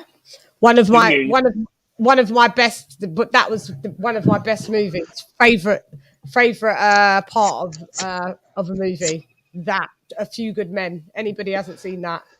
Starring Tom Cruise. Have you not seen that, AJ? I haven't actually. Oh yeah. You've never seen that. That's why you're so quiet. Oh my God, you are a kid. Yeah, go and watch that. That's no. why I mean, you it's funny. are Like so quiet. it's funny. Like when it comes to Tom Cruise, like I never was a real big fan of his. I didn't just start becoming a fan of his until like later years, until like the 2010s. Because like that's when I became like a fan because I liked a lot of his movies in those years. Back. But before that, I've never really seen a lot of his stuff. So yeah. No, you gotta go back, man. That was that. He just came across to me as like a cupcake. That scene was epic. And I thought he was quiet. Yeah. I was like, yeah, he quiet. He ain't seen it because that's one of the most iconic, epic scenes in a movie about Code Red. You're gonna have to go and watch it. Oh man, I'm not a movie watcher. I gotta get better with that. Haven't you seen that, sis? No, I like all straight up gangster movies. So you never saw A Few Good Men? You haven't seen A Few Good Men? No, I wasn't interested in it. Oh, shit. I'm like a snob. It's like if it's not like I know, it's really good. If I told you my favorite movies, you would be like, "Oh my gosh!" Yeah, I could guess, but this one was so it's so terrible. Good. It's courtroom. It's terrible, sis. Yeah, it's military mixed with courtroom drama and about these two guys in the military that were ordered a code red, which is in a code red means like murder, like the weaker person in your camp or whatever. The code red was ordered, but then they blamed these two young military boys that didn't murder the geezers. They didn't want to do the code red, so someone else did it. And Jack Nicholson's the one that ordered it, but Jack Nicholson, it's an in-house thing. This code red thing. Anybody in the military? Where's Bold? Where's Bold be at? Bold can tell you. Oh, is that You Can't Handle the Truth? Yeah. Is that movie? Oh yeah. Colonel Jessup, did you order the code red? You don't have to answer that question. I'll answer the question. You want answers? I think I'm entitled. You want answers? I want the truth. You can't handle the truth. And then he tries to get off the stand. It just yes. Yeah. Then he tries to get off the stand and be like, he tries to get off the stand and be, hang on, he tries to get off the stand and be like, oh, I'll finish with you. And then Tom Cruise goes, no, get your ass back on the stand, like back on the seat. And then everyone's like, oh, yeah. So he wins the case by defending the young military service, the two young lads. It was a very good movie. A Few Good Men. Yeah. You can't handle the truth. Yeah. That was iconic. Can't believe.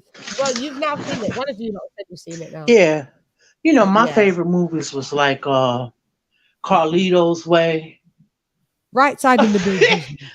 So Carlito's I'm already telling you. I like Carlito's Way. Yeah, all those type of movies. The first one. All them kind of movies. That's Robert De Niro, isn't it, on there, guys? Al Pacino. Al Pacino. Yeah. Benny Blanco from the Bronx, all that kind of stuff. Yeah. I like courtroom dramas a lot. I like courtroom stuff. I like psychological thrillers.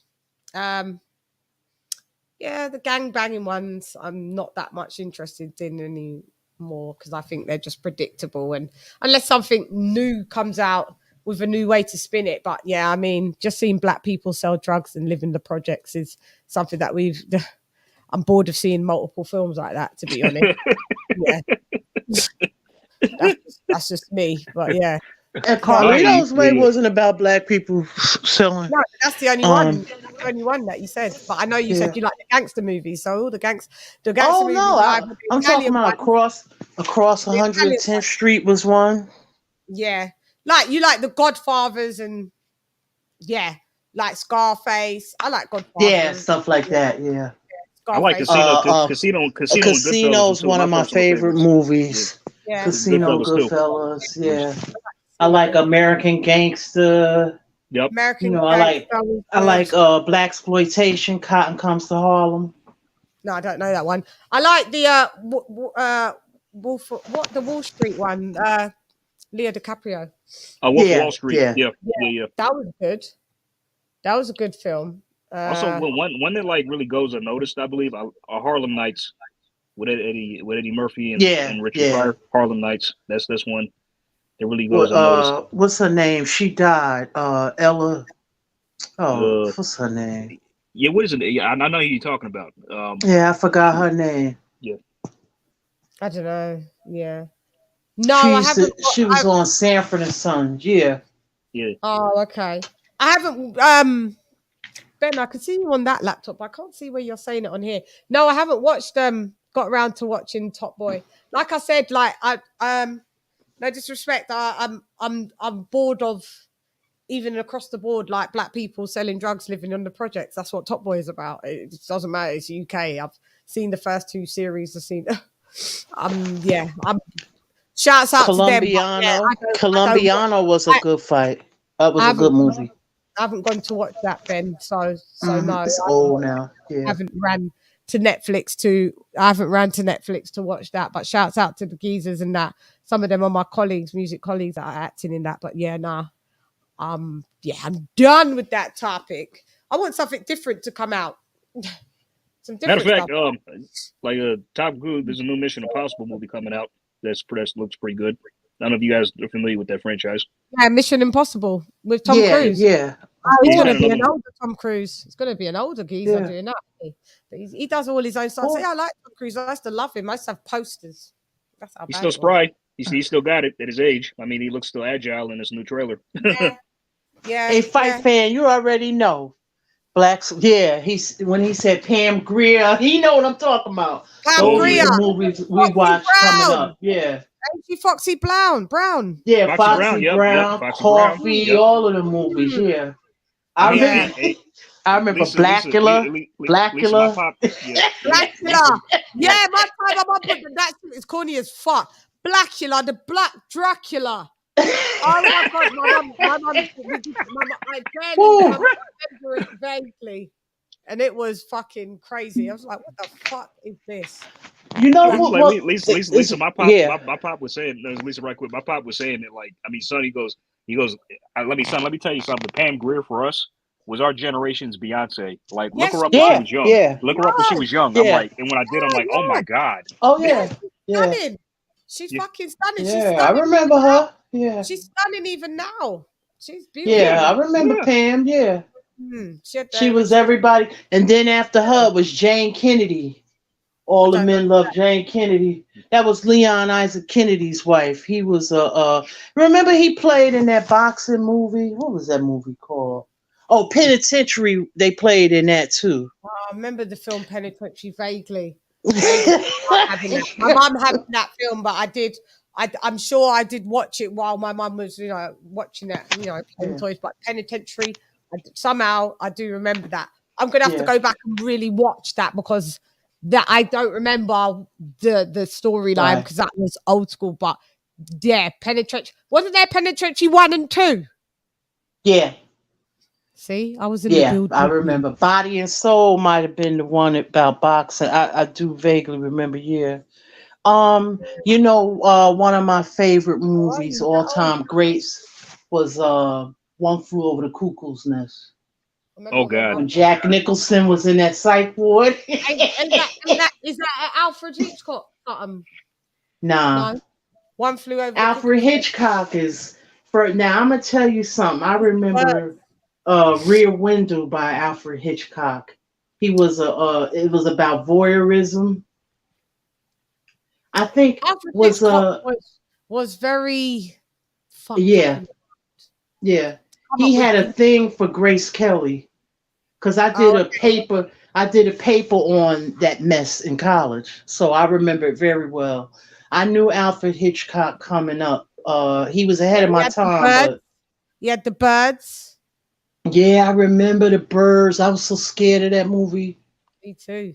I was a little girl, and when all the birds would fly, because I never liked birds. I was always scared of birds. Yeah. I don't do horror movies, man. I don't do horror movies. Yeah. I was scared. Oh my God! Yeah, turn the TV. I can't take it. But a lot of people are scared of birds as well. And I tell you what, was another film that I ended up watching. Piranhas. Oh God. Oh. Do you remember Piranhas? Oh. And people would get eaten alive. The American film. Did you Eaten see alive. the Piranhas 3D? 1 and 2. Yeah, I remember that. Eaten Yeah. alive. Oh Yeah. God. Yeah. Eaten alive. Yeah, Yeah. eating alive. Oh my God. My cousin used to. When he's older, right? We when we watched that film, my cousin was so scared. Anytime she'd be like a bitch, we go, we're getting the piranhas out, right? We're getting the piranhas. No, screaming, crying. Yeah, she hated the piranhas. Why? Yeah, she hated that. Them fish don't play. Them fish. I saw a program with them in it. They just eat flesh, and that's just the end of it. No questions asked, and it's just, and it's just the skeleton left. It's like, what? Well, these types of fish shouldn't exist, surely. Surely they shouldn't. They're fucking scary. Yeah. And guys, and we had the triffids. Yeah, the triffids. I remember that. Or truids. Was it triffids? I thought it was truids. Yeah. Of course you can. Call the same number that you called. Go ahead. Anyone could call in whenever they want to. You know. Call in 07939530676. But I thought it was the Truids. Boys in the Hood, Menace to Society, Blood In, Blood Out, Friday, American. Those are your classics. Yeah, all them films, I think I've seen most of them. I've seen most of them films. Ben Adams in the building. What up, Ben? What would you like to say? LadyChann. What's up? Yeah, obviously, I know it's not boxing topic. We're No, it's talking okay. about your films and stuff. As I said to you before about, obviously, Papoose is my favourite rapper. I just wanted to know, obviously, a lot of people think Eminem, right, is the rap battle god. I just want to see do you reckon Papoose would beat Eminem in a rap battle?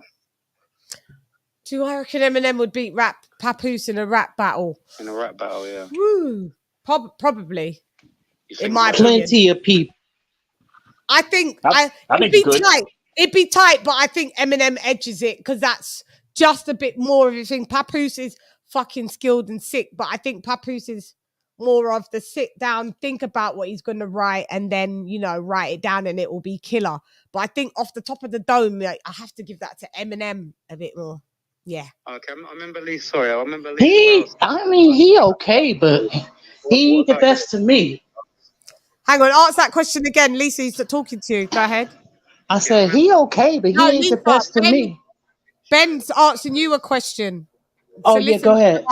Sorry, go ahead. Yeah, go ahead. What's your opinion, Lisa? Do you reckon Papoose would beat Eminem in a rap battle? Lisa? Yeah. Did you not hear that? Yes.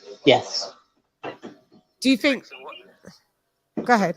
What about AJ? I don't know if you know. I don't know if he's a rap.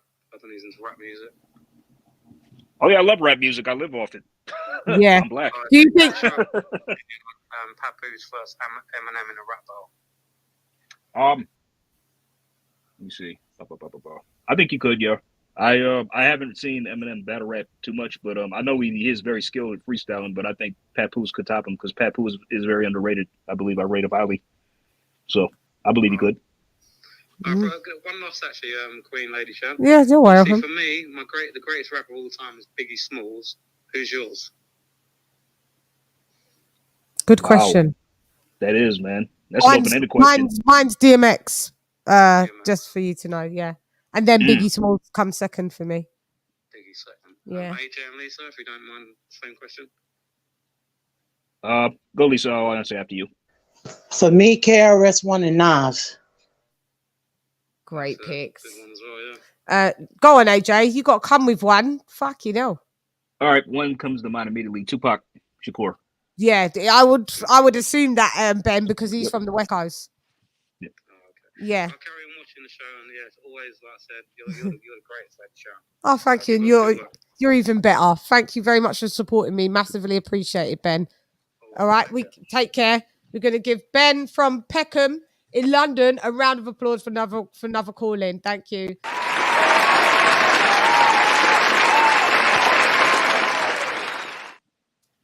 Thank you very much.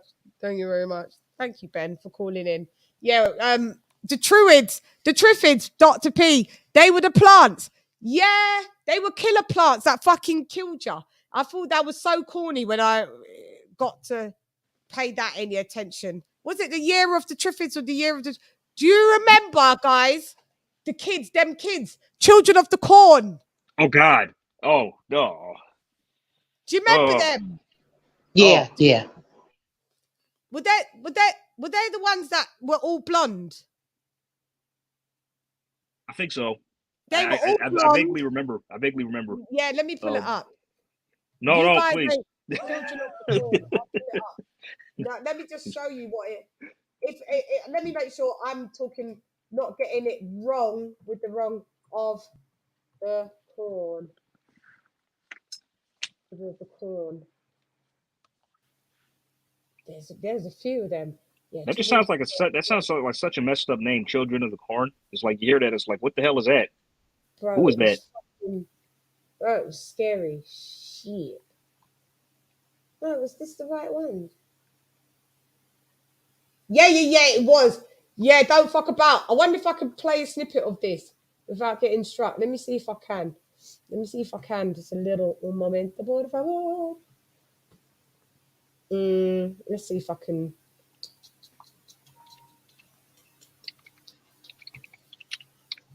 Let's just share this 1 sec. Because these kids did not play. They didn't come to play. You ready? Oh, God. Go wait for the ad. Sorry. That's your body saying, take charge.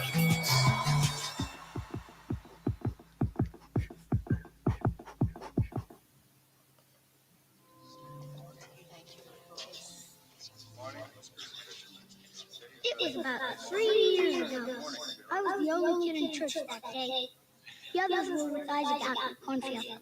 I didn't get to go because Dad didn't like Isaac. He was pretty smart, my dad. Hang on, let's forward it. No, it weren't Children of the Corn.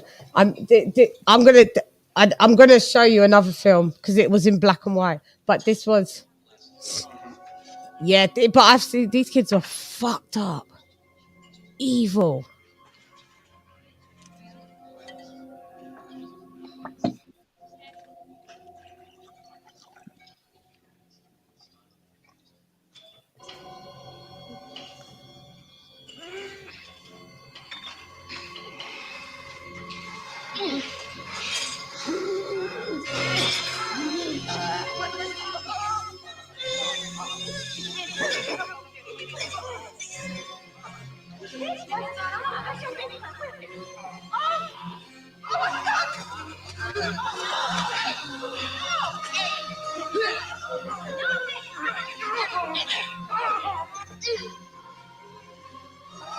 Yeah, that's enough of that shit. That's fucked up, man. That's fucked up right there. That was fucked up. What was the one with the blonde kids, guys? And they were all in a school, and their eyes would turn red when they was doing something evil. And The Omen? Village of the Damned. Yes, fight. Oh. Another building. Let me get these. Okay. Yeah, Village of the Damned. Village of the Damned. Yeah. Let's get to a scene. What scene from there? Let's get to a scene. The school. Is this when the teacher was? Yeah. These kids did not fuck about. Wait. Let me get you this. This probably may get demonetized, but I just whatever. I don't care because I'm having fun. Yeah. One sec. Yeah. I don't like the way you're looking at me, boy.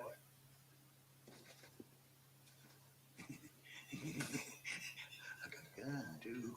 And I'm the only one. One day somebody's gonna get up on a rooftop and they're gonna start picking you little bastards off. One by one.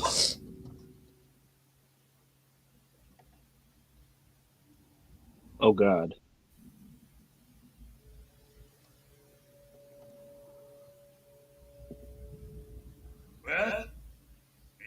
do something, and you're gonna fall like all the other little pissants. Oh, pissants. Do something, damn it! Told ya. Oh.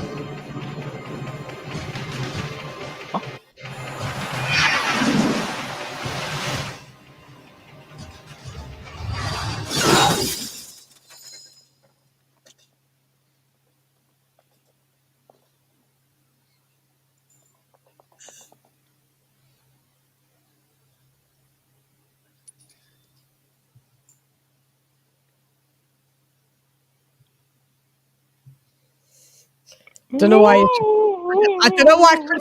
Shouts out to Christopher Reeves and rest in peace. I don't know why you was checking for a pulse. What? I mean, he's fucking dead. Gee, oh my God! Dude. Clearly see that the Yeah, man I was never impaled. saw that before. Yeah. You clearly see that the man's impaled by a broomstick. But I watched them from before that. That's 1995. I watched the ones that they did. These films were originally made in the 60s. I watched the ones that were from the 60s as well, the black and white ones. It's even scarier watching it in black and white. Don't fuck with them kids. They was from a mutant type of thingy, and that whoever got pregnant, the woman, the mum, they would birth these. They was from, I think they was from outer space. I can't remember because I was young, so I can't remember how they came to be. But those kids, then you had Damien and the Omen. They were like all of that. It was all of that like collective. I grew up with a mum, unfortunately. Well, fortunately, but unfortunately, because you guys may say, "Oh, that's fucked up." Fortunately, great mum, but unfortunately, she was a horror fan. So, oh boy, I yeah, watched okay, a so lot it of rubbed horrors. off on you. Yeah, and I grew up just watching them. Like my mum wasn't.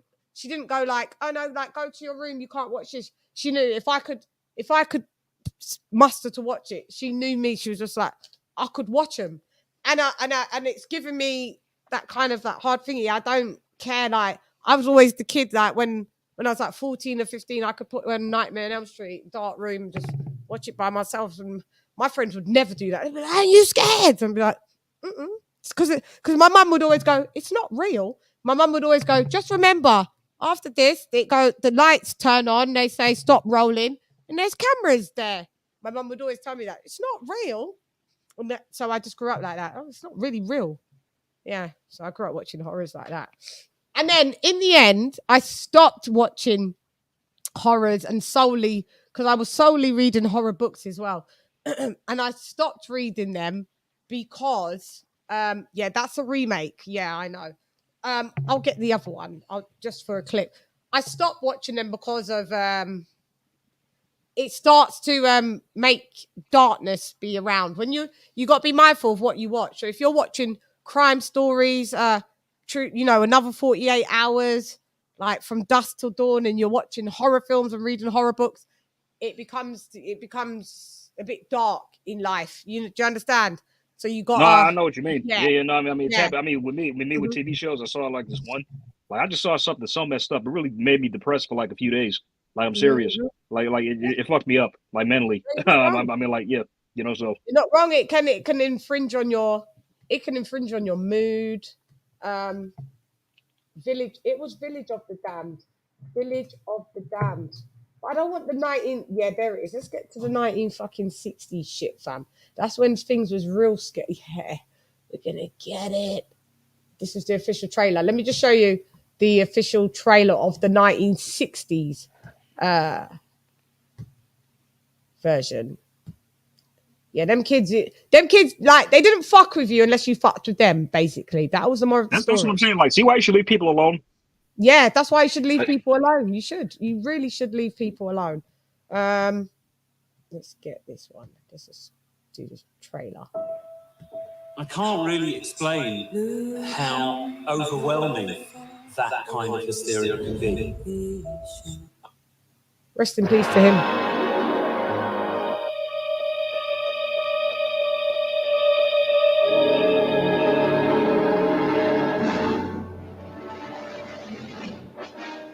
Science fiction has never imagined so strange or terrifying a story as that of the village of Midwich, England, cut off from life as we know it by some mysterious force. And later, at one and the same time, a child was born to every woman in the village. Children that grew to look like this. Beautiful youngsters behind whose fiery, hypnotic eyes lurked the demon forces of another world. They're not human. They ought to be destroyed. Forces put to such sinister use that it became a national emergency. We are gathered here as advisors, as scientists, as government experts. Do we establish anything about the origins of these children? There is a possibility of the transmission of energy. Let me get this straight. You imply that these children may be the result of impulses directed towards us from somewhere in the universe. What we need is time to investigate. Are you aware of life on another planet?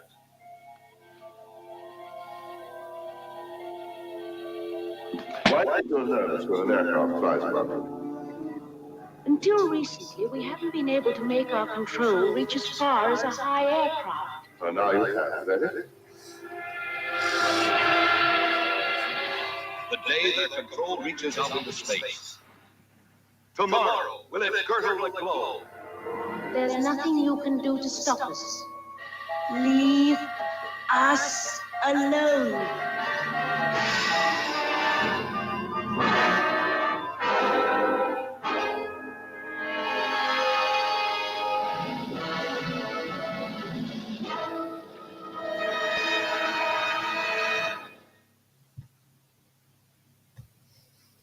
Bro, it was lit. I grew watching that. They had loads of series. I didn't realize it was British. Yeah, it's British. Maybe that's why it wasn't really big. Leave us alone. Yeah, they didn't play. Hang on, sorry. Yeah, they didn't play.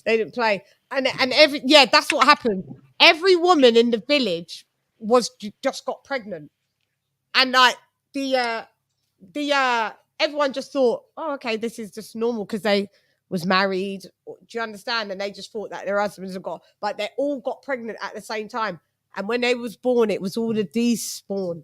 And they started to try and fuck up things. And when you wanted to reconvene or intervene's the word, that's when they would turn evil on you and they'd started fucking up, and then they read your mind. Like when the scientists came up with like ideas how to fuck him up, they go, we can read your mind. You want to kill us. Like, it used to be mad, and then they just go, brr. No, it was crazy. Yeah, it's crazy. Yeah, the black and white ones is thingy, yeah. And they would just make people kill themselves. Yeah, it weren't a joke. Mm-hmm. These little kids, mate. There was loads of series. LadyChann done this even nothing. Yeah, my mother loved those too. Horrors. She loves them. I'm like, yeah, mate. Love them, boys. Love them, but I just locked them off because it is very dark. I locked them off. I don't watch all of that anymore, to be fair. This is the first time actually recapping that, and I've got a smile on my face because it does remind me of like when I first watched it and being a child. But when I want to have a good night, I sleep. I watch horror movies. They're boring. Do you think they're boring? The first movie you watched was the original Halloween. Yep, Michael Myers was not a joke. Michael Myers was not a joke. Mal. I know, Mal. Yeah, we went on to some horror movies in the buildings. We just had to. You got to set up to. Yeah, Shan, you got to set up another channel to change over for these topics. Yeah. I know. It's true. I have got another channel. It's called LadyChann Official. You guys, you can subscribe over there as well, and I'll do some stuff over there. But if you don't want to subscribe to LadyChann Official, I'll do some other things over there as well. I was. As a matter of fact, now that we're on the subject, I don't watch horror movies often, but I caught this one movie, Doom. It came out in 2005, and it's based off like the video game, and The Rock was in it, and like he played like a team of like it was kind of set in the future, and he played like a leader of a team of like space marines who went out to like some outposts like on another planet, and then like they like battle like like a bunch of creatures who were humans and who mutated and stuff like that. It was pretty cool. It was called Doom. It came out in 2005. And I think I've heard of that. Yeah. I mean, but like it's memorable because they had one scene where like one of the Marines who was like a black guy, his name was Destroyer, and he was attacked by like some monster, right? Man, this dude went out like a G and just fought that motherfucker to the death, bro. I mean, like most black people probably would have ran. He didn't. It's like he ran towards it. He was like giving this monster the fucking business. I could try to find a scene. Doom, somehow. Yeah, I could try to find a scene and post it in the chat if you want to play it. Like it was pretty awesome scene. I think I do know that film. Let me see if I can find it right quick. Hold on. I was just trying to find you. Just the other. Where did that go? Hang on, let me just find something for you guys. Un momento, por favor. So yeah, Lisa's gone very quiet. This is like, yes, because I'm talking to somebody. Hold up 1 second. Hold up 1 second. Yeah, I'm here. LHW got it, posted it, so. And it's on. You shouldn't get flagged for this. It's on like the public video clip, publicly. So. Oh, this is wait. I just need to see this. This is crazy. Yeah. Hi, girl. It's LadyChann. Yeah, it's LadyChann in Australia from the 15th of July to the 25th. Yeah, see different locations from Sydney to Melbourne to Sydney. It's a big look at it. Respect to the Killer Queens. Catch me on a couple shows with them. Yep, I'm coming. LadyChann, representative from the Sunside. Oh my God! Look it. Do you want to see a kid, LadyChann? Do you want to see a kid, LadyChann? Oh my God! This is came up. This is crazy. Yeah. It's me. Oh God. It's on that channel. Go. Hang on. Wait, I'll show you. Oh, that is fucking crazy. Funny. Kiddie, LadyChann in the building. Coming up. Hang on. It's on the late. This is how old that other channel. Yeah, hang on. LadyChann. This was when I was announcing coming to Australia in 2009. Okay. Can you see? Oh! Yep. LadyChann people. Now be in Australia from the 15th of July to the 25th. We catch me at SB. Different locations from Sydney to Melbourne to Sydney. It's a big look at it. Respect to the Killer Queens. Catch me on a couple shows with them. Yep, I'm coming. LadyChann, representative from the Sunside Farm. Hold Yeah. Nice.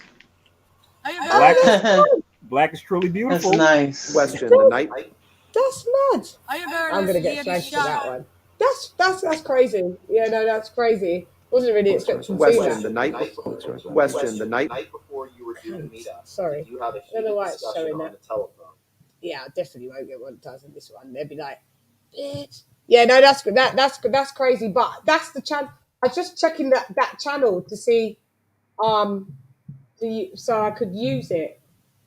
And I said, yeah, so I could use it for like other stuff because I think my management team set that up.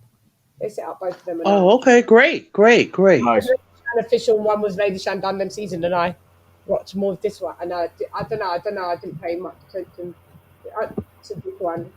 You can see it's really old. So that's what. Subscribe to myself. There's some uploads. Interesting. Let me. There's only a couple. Look, there's not that much on there, so I could show you. Okay, so when I used to tour, sometimes I'd have like video monitors if the facility had it side by side, like big jumbo screens, and I had to film a lot of my set, right, to have like myself backing myself up on the two screen. Like I'll show you what I mean, and you guys can tell me what you. No, not that one. Yeah, this one. Okay, so I'd have this like this. if it works. Big up LadyChann. Done them season. Say something. Ow. Ain't gonna hide my feelings, I'll admit it first. Throw me a line like you should have from the start. 'Cause I don't wanna do this alone. I ain't trying to say I'm not in love, but that ain't enough. It's a tricky emotion. Want a man who won't be playing dumb when I'm needing some. If I'm a cat, I'm when it up there. If I'm a cat, I'm when it up there. If I'm a cat, shoot my hand there. If I'm a cat, ain't running into me. If I'm a cat, power with the man there. If I'm a cat, chat to the galley there. If I'm a cat, pop with the band of them. If I'm a cat, chat with the galley there. Boy, it's so sticky. Sticky situation. I cannot help that. I'm so in love. In a year when I say come, it's so in love. You got me lying in this dirty way. Just let me know. This is a lying with a makeup on my face. No sense in trying. No sense in trying. No sense in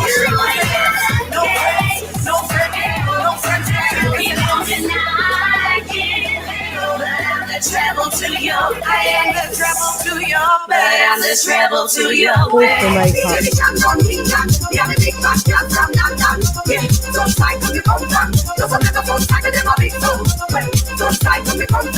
are the big band sound from England. Yeah, but the girls in our home doesn't never sound like them a big sound. Too fast, lifting at the glass. Shit, you know, coming down to your plans. Tell me no, why? Yeah, too fast, lifting at the glass. Shit, you know, coming down to your plans. And you can't tell me no. No style and swag up in them. Warrior one, them a come take the trend. Well, no style and pack on the them. Get the channel back and then run, tell your friend. Get up, rolling. My lad, that's a show. We don't know nothing, we just watch the show. No starting, it's not funny road. Positive vibes, another miracle. When you're looking at your eyes with your heart, feel vibe, you feel calm. Feel my love burn bright, and your strength and might me feel calm. Come and swirl in the right, you are my life, feel calm. Cause you care on me, live never wrong, you was my right arm.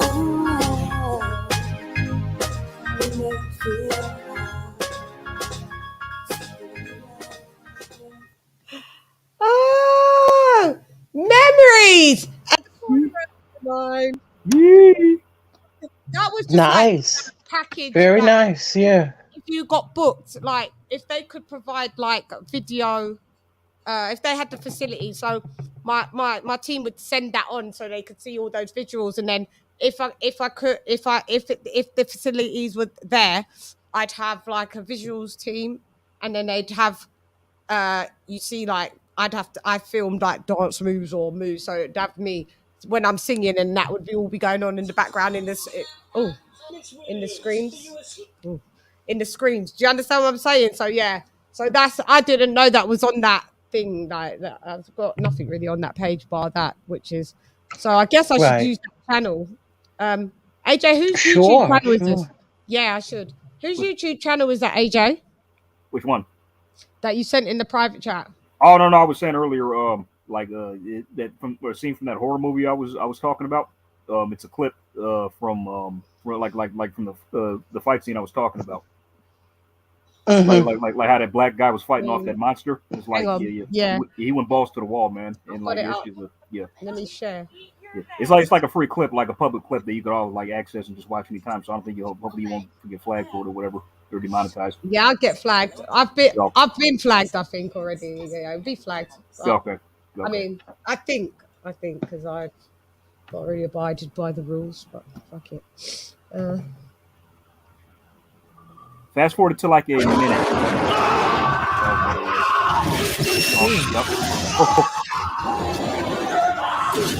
Woo!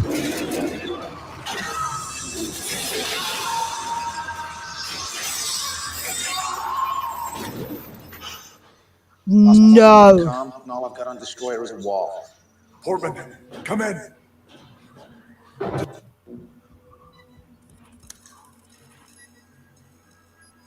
This is Corporal D Informant with RRTS 6 Special Ops on Old Bible 310 hours. We've encountered hostile activity.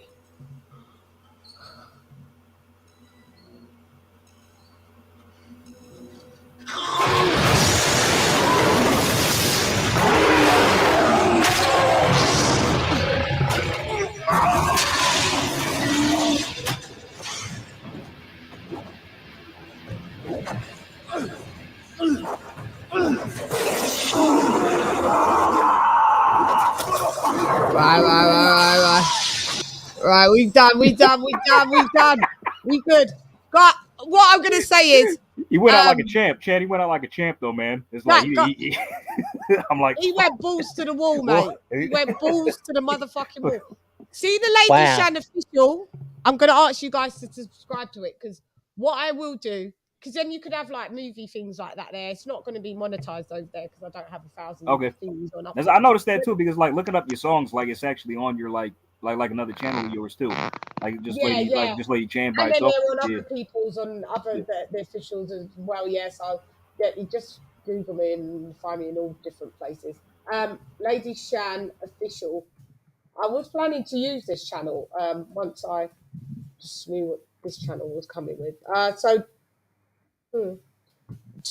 sign up to this. All you lot that are here now, go on there and just sub. So at least I've got some subs over there. So then when I kick off, I'll do some things over there. So it's LadyChann official. Here it's LadyChann done and season there. My team did LadyChann official, so I may as well use it. Like, I don't got the same team anymore. So that is literally from like 2000.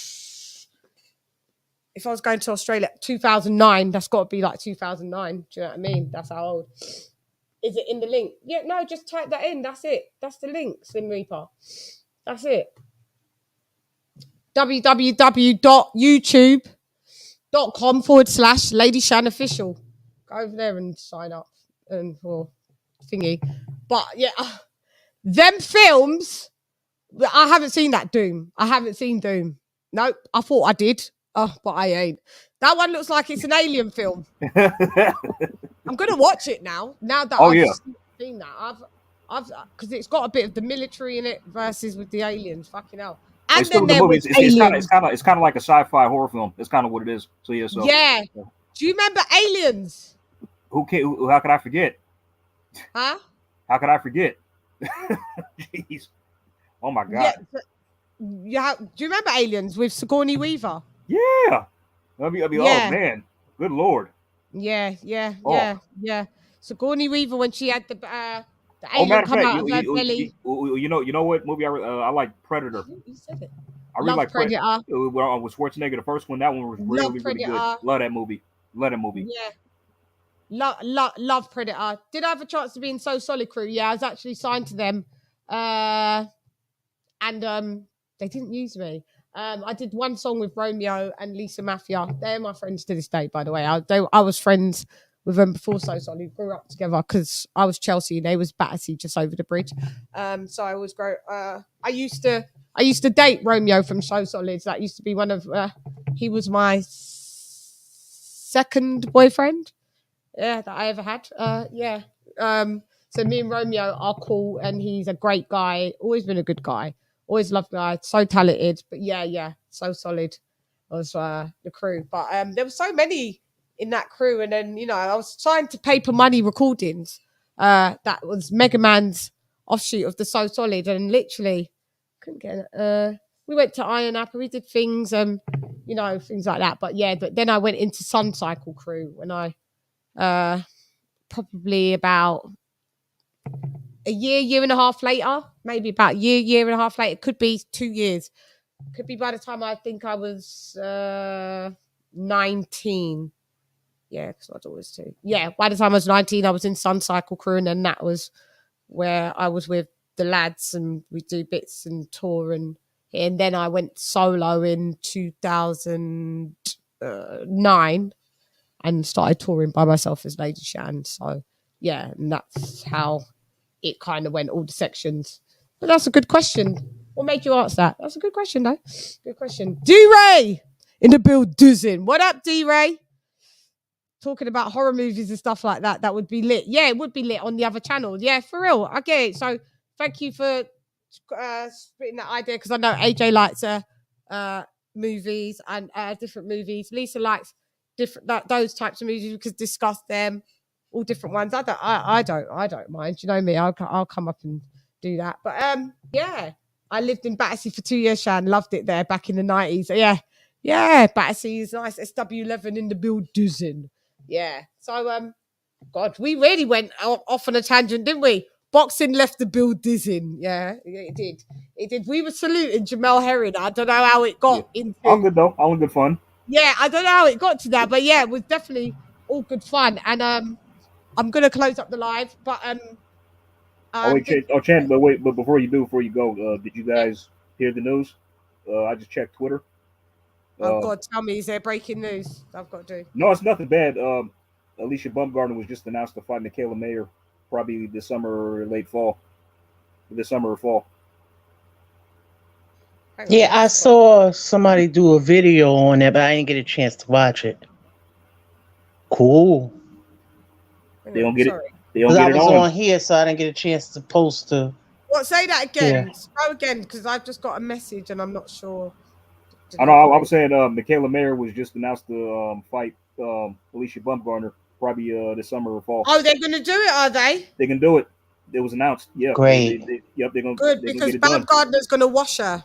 I'm telling you that now. I think so. I'm picking her. I got her. I'm picking her to win. God, man, I need to get. I'll need her on the show. Yeah, you got to get an interview before that happens, please. Yeah, I'd love you. I'd love that. I just hit Julius, will I? Yeah. Julius, he can probably put you in touch. Yeah, he probably put you in touch with her. Yeah. Yeah, he talks to her often. Yeah, I bet he does. Yeah, I'd like to. I know. But the thing is, you're not married, Julius is. No. If I was his wife, I'd be like, yeah, you not careful what you doing. Yeah.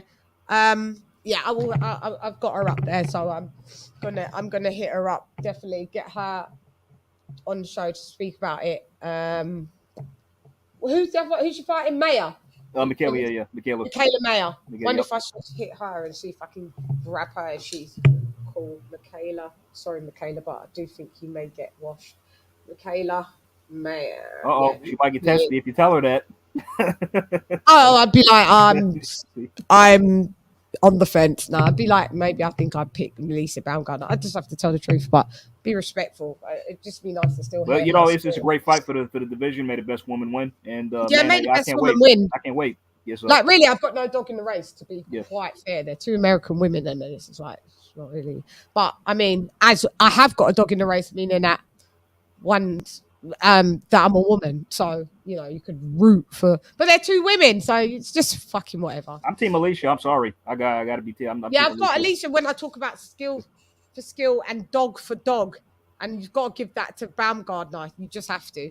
You got to. She could just the girl could crack, man. She could just punch. She's really good. Like she's coming to take your head off. Yeah. She ain't playing. She ain't come to play. And this is a grudge match, so that's going to make the fight better than it is. Yeah, and it's a grudge match. So. They're always going at each other on Twitter. Oh, man, some of the stuff they be saying, it's like, oh, Lord, ladies, chill. They go at it. They go at it. Baumgartner after the... I was like, this is my girl right here. Actually, I'm rooting for Baumgartner. After the... Was it Bivol fight? Was she at Bivol fight? Oh, yeah, she went. I think they were there. She was she was at Bivol fight, and they asked her about Michaela Mayer, and she was like talking to her. She went, bitch, you know where I be. You know where I'm at, bitch. Like I was like, oh wow. My God, yeah, that's me though. That's me. That's the shit that I like. She was like, bitch, you know where I be. No, I'm saying when Julius was talking to her, he was talking about. He was talking about. She talked like that, and Julius. Oh yeah, no. Because she was talking to Julius last. Like he asked her about like, I think she gave a good performance in the Jennifer Hopper. He goes, oh yeah, she's okay. Is that what she said? Oh yeah, she's okay. Yeah, she's okay. Yep, she's gonna come to me. When she comes to me, we're gonna be like, bitch, yeah. It won't be getting monetized in the building, but we don't care. We're gonna have fun. If she comes on my show, it's gonna be nothing but sheer fun. Because when I saw her, I was like, yeah, I need her on my show because she don't give two shits. Yeah, bitch. You know where I be, bitch. It was like that. bitch. I was like, yeah. She gonna. That might be too much for me to handle, LadyChann and Bumgarner on like the same. Yeah, you can't have two of us. You can't have the both. It's a double burn. It's a double burner out there. It's like that's gonna nitrous break the internet. oxide. It's gonna break the internet. That'll break the internet. It really would. I think that would be. I know that's so right. much fun. I think it'll be so much fun. So stand by. We are going, guys. If you haven't joined the members by now, you're taking long. We've got shouts out to the people that are already members already, but all of these types of treats won't be available on the main. They won't. All like I'm going to be running certain shit. I'm going to be running certain shit like it's pay-per-view. Like you've got to be able to join to be able to watch certain things. You know, just like when we watch boxing, not everything's on fucking ESPN. Sometimes you got to go to Fox, and then you have got to do a PPV. Sometimes you got to go to ESPN Plus and you subscribe to them. That's like what mine is. Like I'm like DAZN. So if you subscribe to me and then you join as a member, you'll get all my DAZN shit. You'll get CHANN Zone, and we're gonna get some great interviews. And I'm telling you, great. What's in the pipeline? If it happens, we've gone clear. I'm telling you that now. And it won't be on the free one. I'm telling you. But stand by. Shouts out to Hasim Ruckman in the building. Yeah, he's got a bitch. Stand by. So if you ain't done that, do it soon. By the way, before you wrap up, sorry, I don't mean to keep dragging on the show. But, no, it's okay. No, have you guys discussed the middleweight guy who gave you nightmares? Yanni Beck. He gave me nightmares on what he did. Who gave you nightmares? Yanni Beck, Alan Canuli, to Danny Dignam. He was the main event of the top rank card. Yeah. Because I saw bits. I was fleeting in and out. Oh well, the fight didn't last long. It only went 2 rounds. So he went 2 rounds, didn't it? Yeah. Who was he fighting again? Danny Dignam. He was number 3 ranked WBO. Lord Jesus. Mismatch. Yeah, he got mismatch. He got slewed. He got slewed as well. Did you see that, Lise? You did, didn't you? Yeah, it was a good fight. Yeah, it was a. Yeah. It was I did. Yeah. Yeah. It was a slaughter. Everybody keeps saying Andrade ducked him and all that. Yeah, but I didn't really know him like that. But he was a monster though. The other night, I don't really know the guy who he fought like that, but I don't he know destroyed him. Jesus, I don't know him either. I mean, I've been keeping my eye on Yanni Beck, man. He's like running through cats, like everybody. He just wrecking them. The next on in the build is in as well. What weight class was that? Middleweight. 160. Middleweight, yeah. It was, wasn't it? Fucking hell. Yeah, that one was. Them boys are like all these little tall geezers, and then you've got Zurdo. Zurdo Ramirez. Come here, let me say it in English. Zurdo. Yeah, he's been around a long time. Yeah, he's been around a while. Yeah, he's been around a while. How do you pronounce his surname? Zurdo. Zurdo, yeah, Zurdo. Okay. Yeah, he's been around a long time. He come from 168. Yeah. Yeah, see, I'm not that familiar with him. I'm just like seeing all these fucking seeing all like these new like hybrids like Fondura, like these freaks of nature like coming through, and then you could put like the Benevidezes and the Zordo and the Johnny Becks. This is, it's wild. This is like they're freaks of nature and they're destroying people as well. So that's what I'm saying. I'm just I wouldn't be surprised if Yanni Beck like the same thing happened to him, like, because you know how people wouldn't fight Triple G when he was coming up in his early 30s. Like Yanni Beck's like I think 29, 29.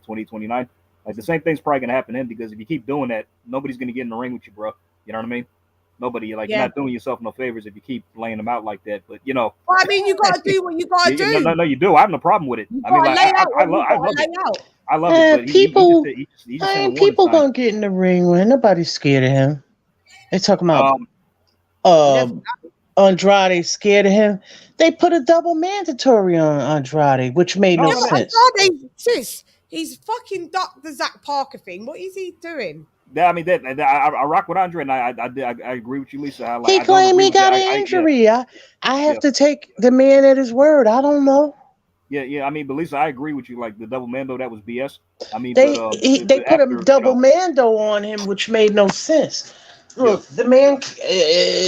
I don't know what's going on. I'm not saying that some of these things have not been his fault, but what I'm saying is this is weird. Yeah, I mean it was Bob Sway. Bob has Sway with it's Bob. I think it's Bob. That's what it is.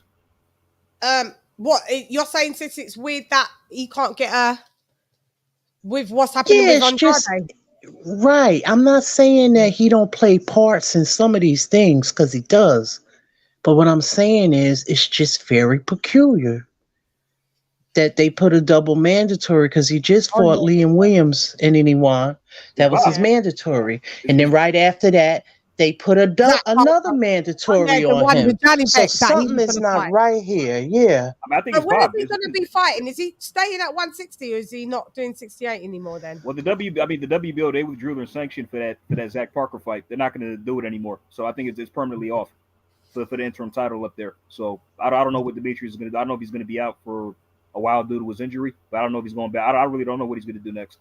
Mm-hmm. But he's going to have to deal with Yanibek quick because now he's got the interim title, so he's going to have to fight him. I mean, like eventually he's going to have to make a choice. I mean, he really is. And I honestly I mess with with Demetrius. Yeah. I like him a lot, but I'm not confident he fights this guy. I'm really not. You know what I mean? I'm not sure where he goes if he's staying at 60 or 68, mate. Go ahead, sis.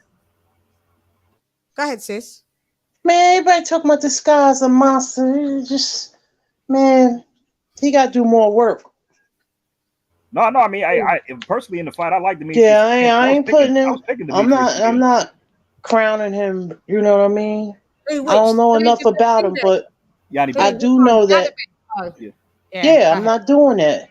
Everybody's saying I gotta watch some fights of his. I'm just gonna go and watch some fights. No, he's a monster from what I've seen. Yeah, he's a monster.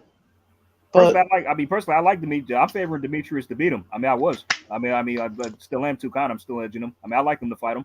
I mean, but I'm just saying, I don't. I mean, but right now that dude is high risk, low reward. You know. Yeah, that's what I'm saying. Yeah. So. And there might be no point. Like Ben Adams has said. Ben Adams is saying, LadyChann done in season. Boo Boo ducking Zach Parker and will move up. Trust me, Zach Parker has power. Yeah, he does. But I don't understand what that fight's not happening because Andrade's got an injury. Yeah. And then they withdrew the sanction. So it's not they withdrew the sanction. So it's not. So who's his?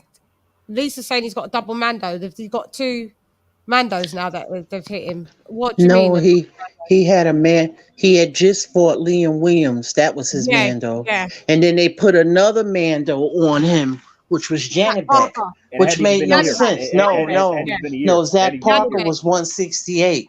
68, yeah. So they put Janet Beck, and he said, "I'm not going to do it." And then he said he moved up. It's like he can't get no fights, which makes no sense. It's politics. So why didn't he fight Zach Parker? Injury, claimed injury. That's when he was trying to go up to. So why did that? Maybe it will. I don't know. Well, we haven't seen any date rescheduled. I mean, either way, the fight's off because the WBO withdrew the sanction. They withdrew the sanction for it. Like, why would they? I don't understand that. I really don't get that. I mean, so I don't know what Demetrius is going to do, but either way, it's been like past the year now. So either way, he's going to have to deal with Yanibek soon. Either way. So. Dude, right, and now and of course, that was his last fight at Matchroom. So. Yeah, right. I don't know. Maybe he's in the. I don't know exactly where he's going. So. Yeah, Eddie said I can't do nothing for him. Yeah. So honestly, like if he was the order, if he doesn't vacate, he'll go to Top Rank to fight Yanibek. Yeah. Or go PBC. Yeah. He might be better off at the PBC. Get more. And I think it's really disgusting that they didn't do nothing for him there. They tried to get him fights, but all of them guys that was over there that didn't fight him, I think that's disgusting, and it's a shame, and it's an embarrassment that 160 division. Mm-hmm. They aged him out, Shiz. They're trying to do. They did the same thing with Crawford. They did the same thing with what they're trying to do. Demetrius. Yeah, it was the same thing. Yeah. Good night, babes. Because I could read between the lines now, so they can all go kiss my ass. Tell them, sis. Mm-hmm. It's facts. It's facts. People don't like fighting. They don't like fighting them southpaws. I've heard that. No, it's too tricky for them. A lot of people don't like fighting southpaw. No, it's too tricky for them, and he's awkward. Andrade's mad awkward. But if you're a boxer, fucking box, innit? Box. You want the title of boxer, but you don't actually want to really box, do you? I mean, I thought Jamal said he wanted all the belts. Andre had one right there for years. I want to unify. No, he didn't. At this point, I don't listen to what none of these people say, and I don't care about it. Cause it's all hot air. You gotta put up or shut up. Either you're gonna do it or not. Cause I don't have time to listen to all this. I have other things to do in my life that's more important. Yeah. Dude, if I was Tyson, than to listen to this. I'm like, because I'll be arguing for 3 and 4 years about the same stuff. It's counterproductive for me. It is. It is. Sis. Yeah. It is. I'm with you. It's just like it's wasting one's time and life that we can't actually get back. So we get Ronnie Shields back in the building. Either you're gonna fight, or not. If not, next. Yeah, next, and just keep it moving, innit? Oh, that was the soundbite that I wanted as well. I'm just looking back at my notes. So we get Coach Uncle Ronnie in then as well, then to talk about where this is all going with Mal, because it's not looking too good. When's Mal fighting Sulecki? Next month. I can't recall the date. It's next month though. I think to the 12th or one of these days. Hold on, let me check. I think hold on. I think the 11th of June. Well, let me check. Hold on. Mm-hmm. Give me a second. That was another soundbite that I needed. Let's see what we've got over here. Yes, this is good to learn. Knowledge is key. It reminds me of Black Murderers Row, where nobody wanted to fight you. Like no one. Yeah. June 18th. He's fighting Sulecki on the 18th. Yeah, they don't. Yeah, select June the 18th. Thanks, AJ. They don't want no parts of no one. They don't like nobody. I don't know. Even though he not a killer like those guys. Those guys were bona fide killers. But I'm just saying, you know what I mean? Yeah, they don't want no him. No. Them not like me, some me not like them. Man, I figure set this straight and clarify. Put fire upon a pagan, aim for the cranium. Turn off the news, there's a bag of lies. Worst grade man, wanna inform up on Babylon and every one of them dirty guys. And if they wanna go around the order, I guarantee somebody's dropping fly. Yeah, we don't like them. So, shouts out to Flow Down, my guy.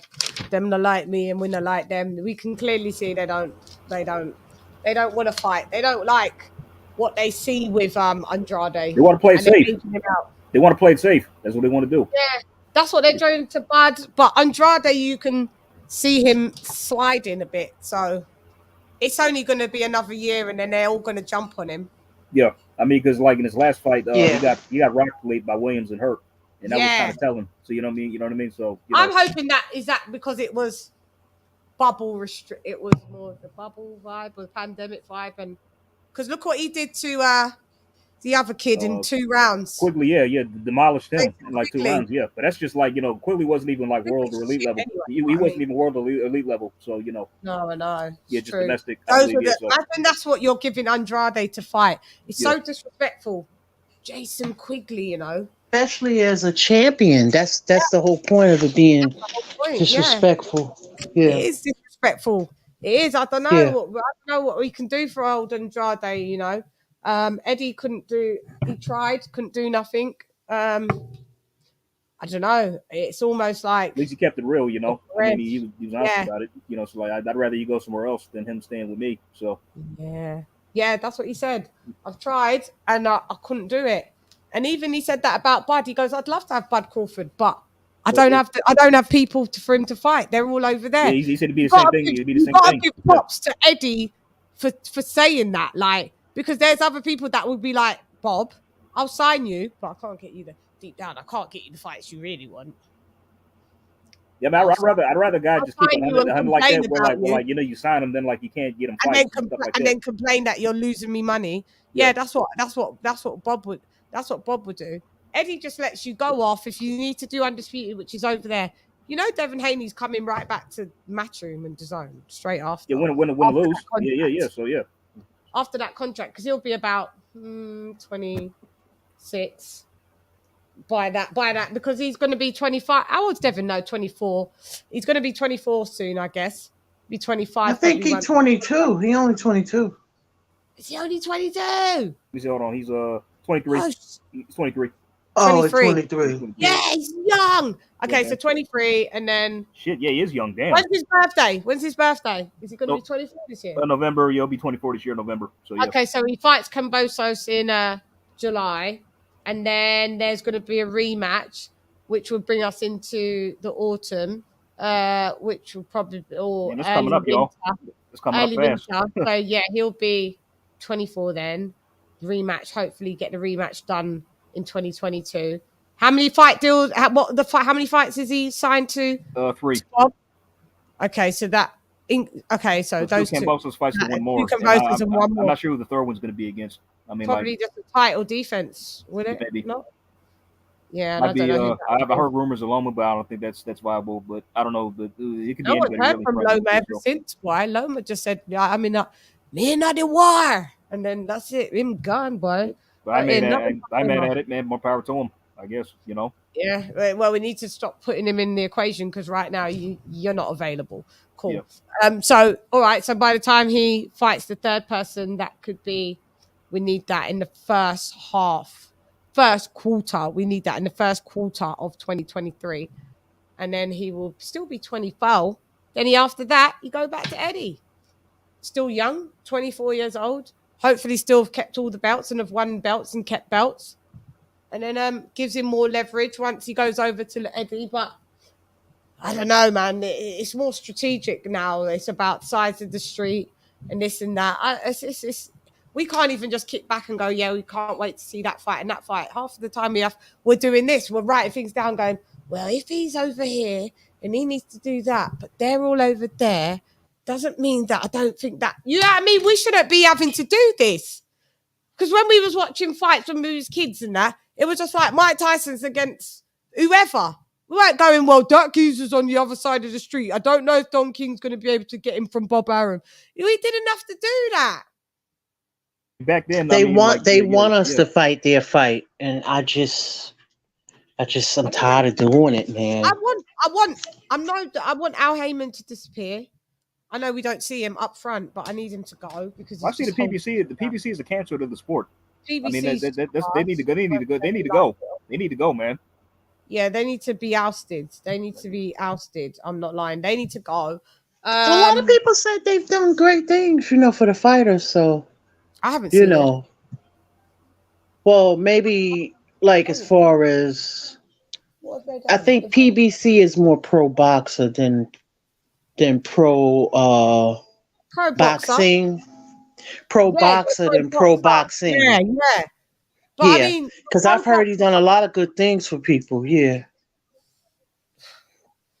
I mean, but in terms of like just giving the fans what they want and just I get you. I get you. They charge you the highest PPVs for it while giving us all of a sudden free.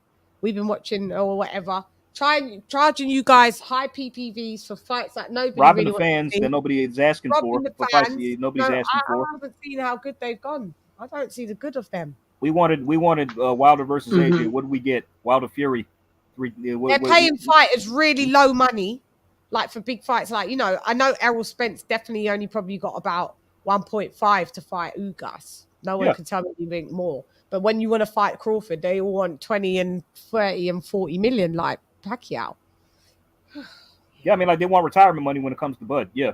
Yeah. You know what I mean? So we don't get that fight. So we wants 10 million, all that stuff, all that crap. You know what I mean? Like, just so we're not getting nothing. I don't see what PBC's really doing. They've got like 150 people on their roster. And you only know about 10 fighters, 20 fighters. That's what I'm saying. Like, I know. I know a lot of the fighters because you know how you be watching them for so long, like Coda, Like I knew who Coda you know was. the 150. You see 150 of them fighting regularly. No, I can't say I know every exact last one, but like Coda the other night when he fought who was that he fought? I know Coda. Coda is always in fights like on undercards. Like there's people on there that I know. They may not be the top stars, but I know a lot of them. Like I saw Fundora come up. I saw him come up. Yeah. And we used to always say, this tall guy always fighting on the inside, you know. I think they should all leave. The majority of them should leave PBC and I was just about free to up say the that. team, man. They should go elsewhere. They should go elsewhere. Go elsewhere. Just free it up. It'll be so better. Just go to Eddie. Go to Bob. Go to Boxer. Like, we'll give you that. Just spread out some good money on you lot. Could you imagine if, like, Errol Spence went to Boxer? Fucking Fundora went to fucking Sky Sports. I'm sure they love it over there. Fucking Brian Castano went to DAZN. Jamal Charlo went to Nah, they loyal to Al. They ain't going nowhere. I know, but could you imagine if it was like that? It'd be way better. But there's no place for loyalty in the sport of boxing. It just isn't. Like you have to just do what's best for you. You really do. Yeah, you do. Yeah. You do. Unfortunately, it may sound harsh, but you got. And I think honestly, like Eddie, I think Eddie kind of understands that. That's why he doesn't really fall out with former fighters. But he understands if a fighter needs to do what they have to do. That's what I'm saying. He would. But anyway, I've got to go. So we are going. I know. Oh, we always have I'll be fun. back. We're gonna get Coach Uncle Ronnie Shields as well to talk about some stuff. Chop this shit up. Okay. I want to get him before the fight. I want to get him after Miles' fight. I want to know what the plans are, what's going on. You know, like just get a deep dive on this. But I want to give who's on the panel, other than yourselves first. Who was on the panel? Oh yeah, my guy, my great co-host Kenny Ken. Ken was in the building. Thank you, Kenny. Lisa Bells, the Queen Lisa Bells, my sister was in the building. AJ all day came out of his COVID bed to come and rep Dun Dem season in the building. Thank you so much, all of you guys. Who else have we got? AJ, tell them where they can find you on Twitter as well. Oh, for sure, yeah. You rock on Twitter. You can find me at AJ Spay all day on Twitter. That's AJA. Sorry, no, AJAY SPAY all day. There it is. On Twitter, yep, there you go. But it's not here AJ all day, but AJ SPAY. Yeah, on they'll Twitter. find you once they type in AJ like that. Yeah, you see the Afro Samurai picture. Yeah, that's me. So you can find me on Twitter. Good, where we all rock out and we have a lot of fun. Lisa Bell's in the building, my sister. Any last words that you want to say? Thanks for having me, LadyChann. Always an honor and a pleasure and a privilege as well. And AJ is always a blessing to share the panel with you guys as well as Kenny Ken. And looking forward to the weekend's fights. Yeah. And listen to Chan and shout out to Kenny Ken and everybody else in the chat for coming through. Same to you, Lady Chan. Appreciate you always having me on. Love you guys more. It's always a pleasure to have you guys on and rock with you guys. So Will Degenerate is in the building. Ben Adams in the building. Ben Adams, thank you for calling in. Coach Malachi, thank you for calling in. Slim Reaper in the building. We had... Who else? God, you guys were chopping it up. D-Ray was in the building. Fight Fan 30 in the building. Boxing Heaven was in the building. Mi esposo, Hector Garcia in the building. You was here as well. Dr. P was in the building. Who else was in the building? Same names. Right side, you was in the building. Right side. Yeah, you was in the building, right side. You could have jumped on at the time, right side. I don't know. Late Show 42 was in the building. Thank you for coming through, boss. You was in the building. Philip, Carl Roberts, and Carl Hansen. You guys were definitely in the build, Dizin. Thank you for the super chats that were donated. Massively appreciated. Muy preciada, all boxed up, was in the build, Dizin. Yeah, we got some new people that come over here. Oh, we had Mo Boxing. You was in the build, Dizin. We had who was the one that had to do his GCSEs? I hope you passed tomorrow. Appreciate that you spent your little bit of your time coming over to CHANN.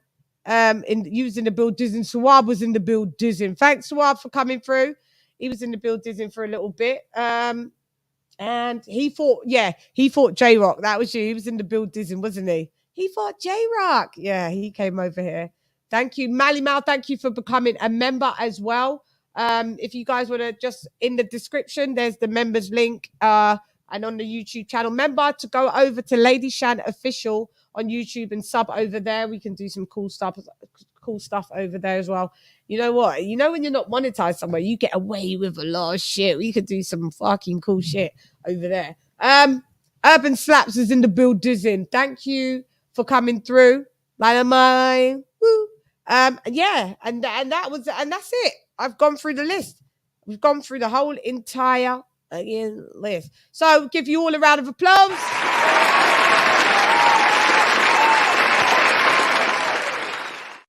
Thank you for rocking with a bitch. It's hype, you suck at life, you don't want a round three.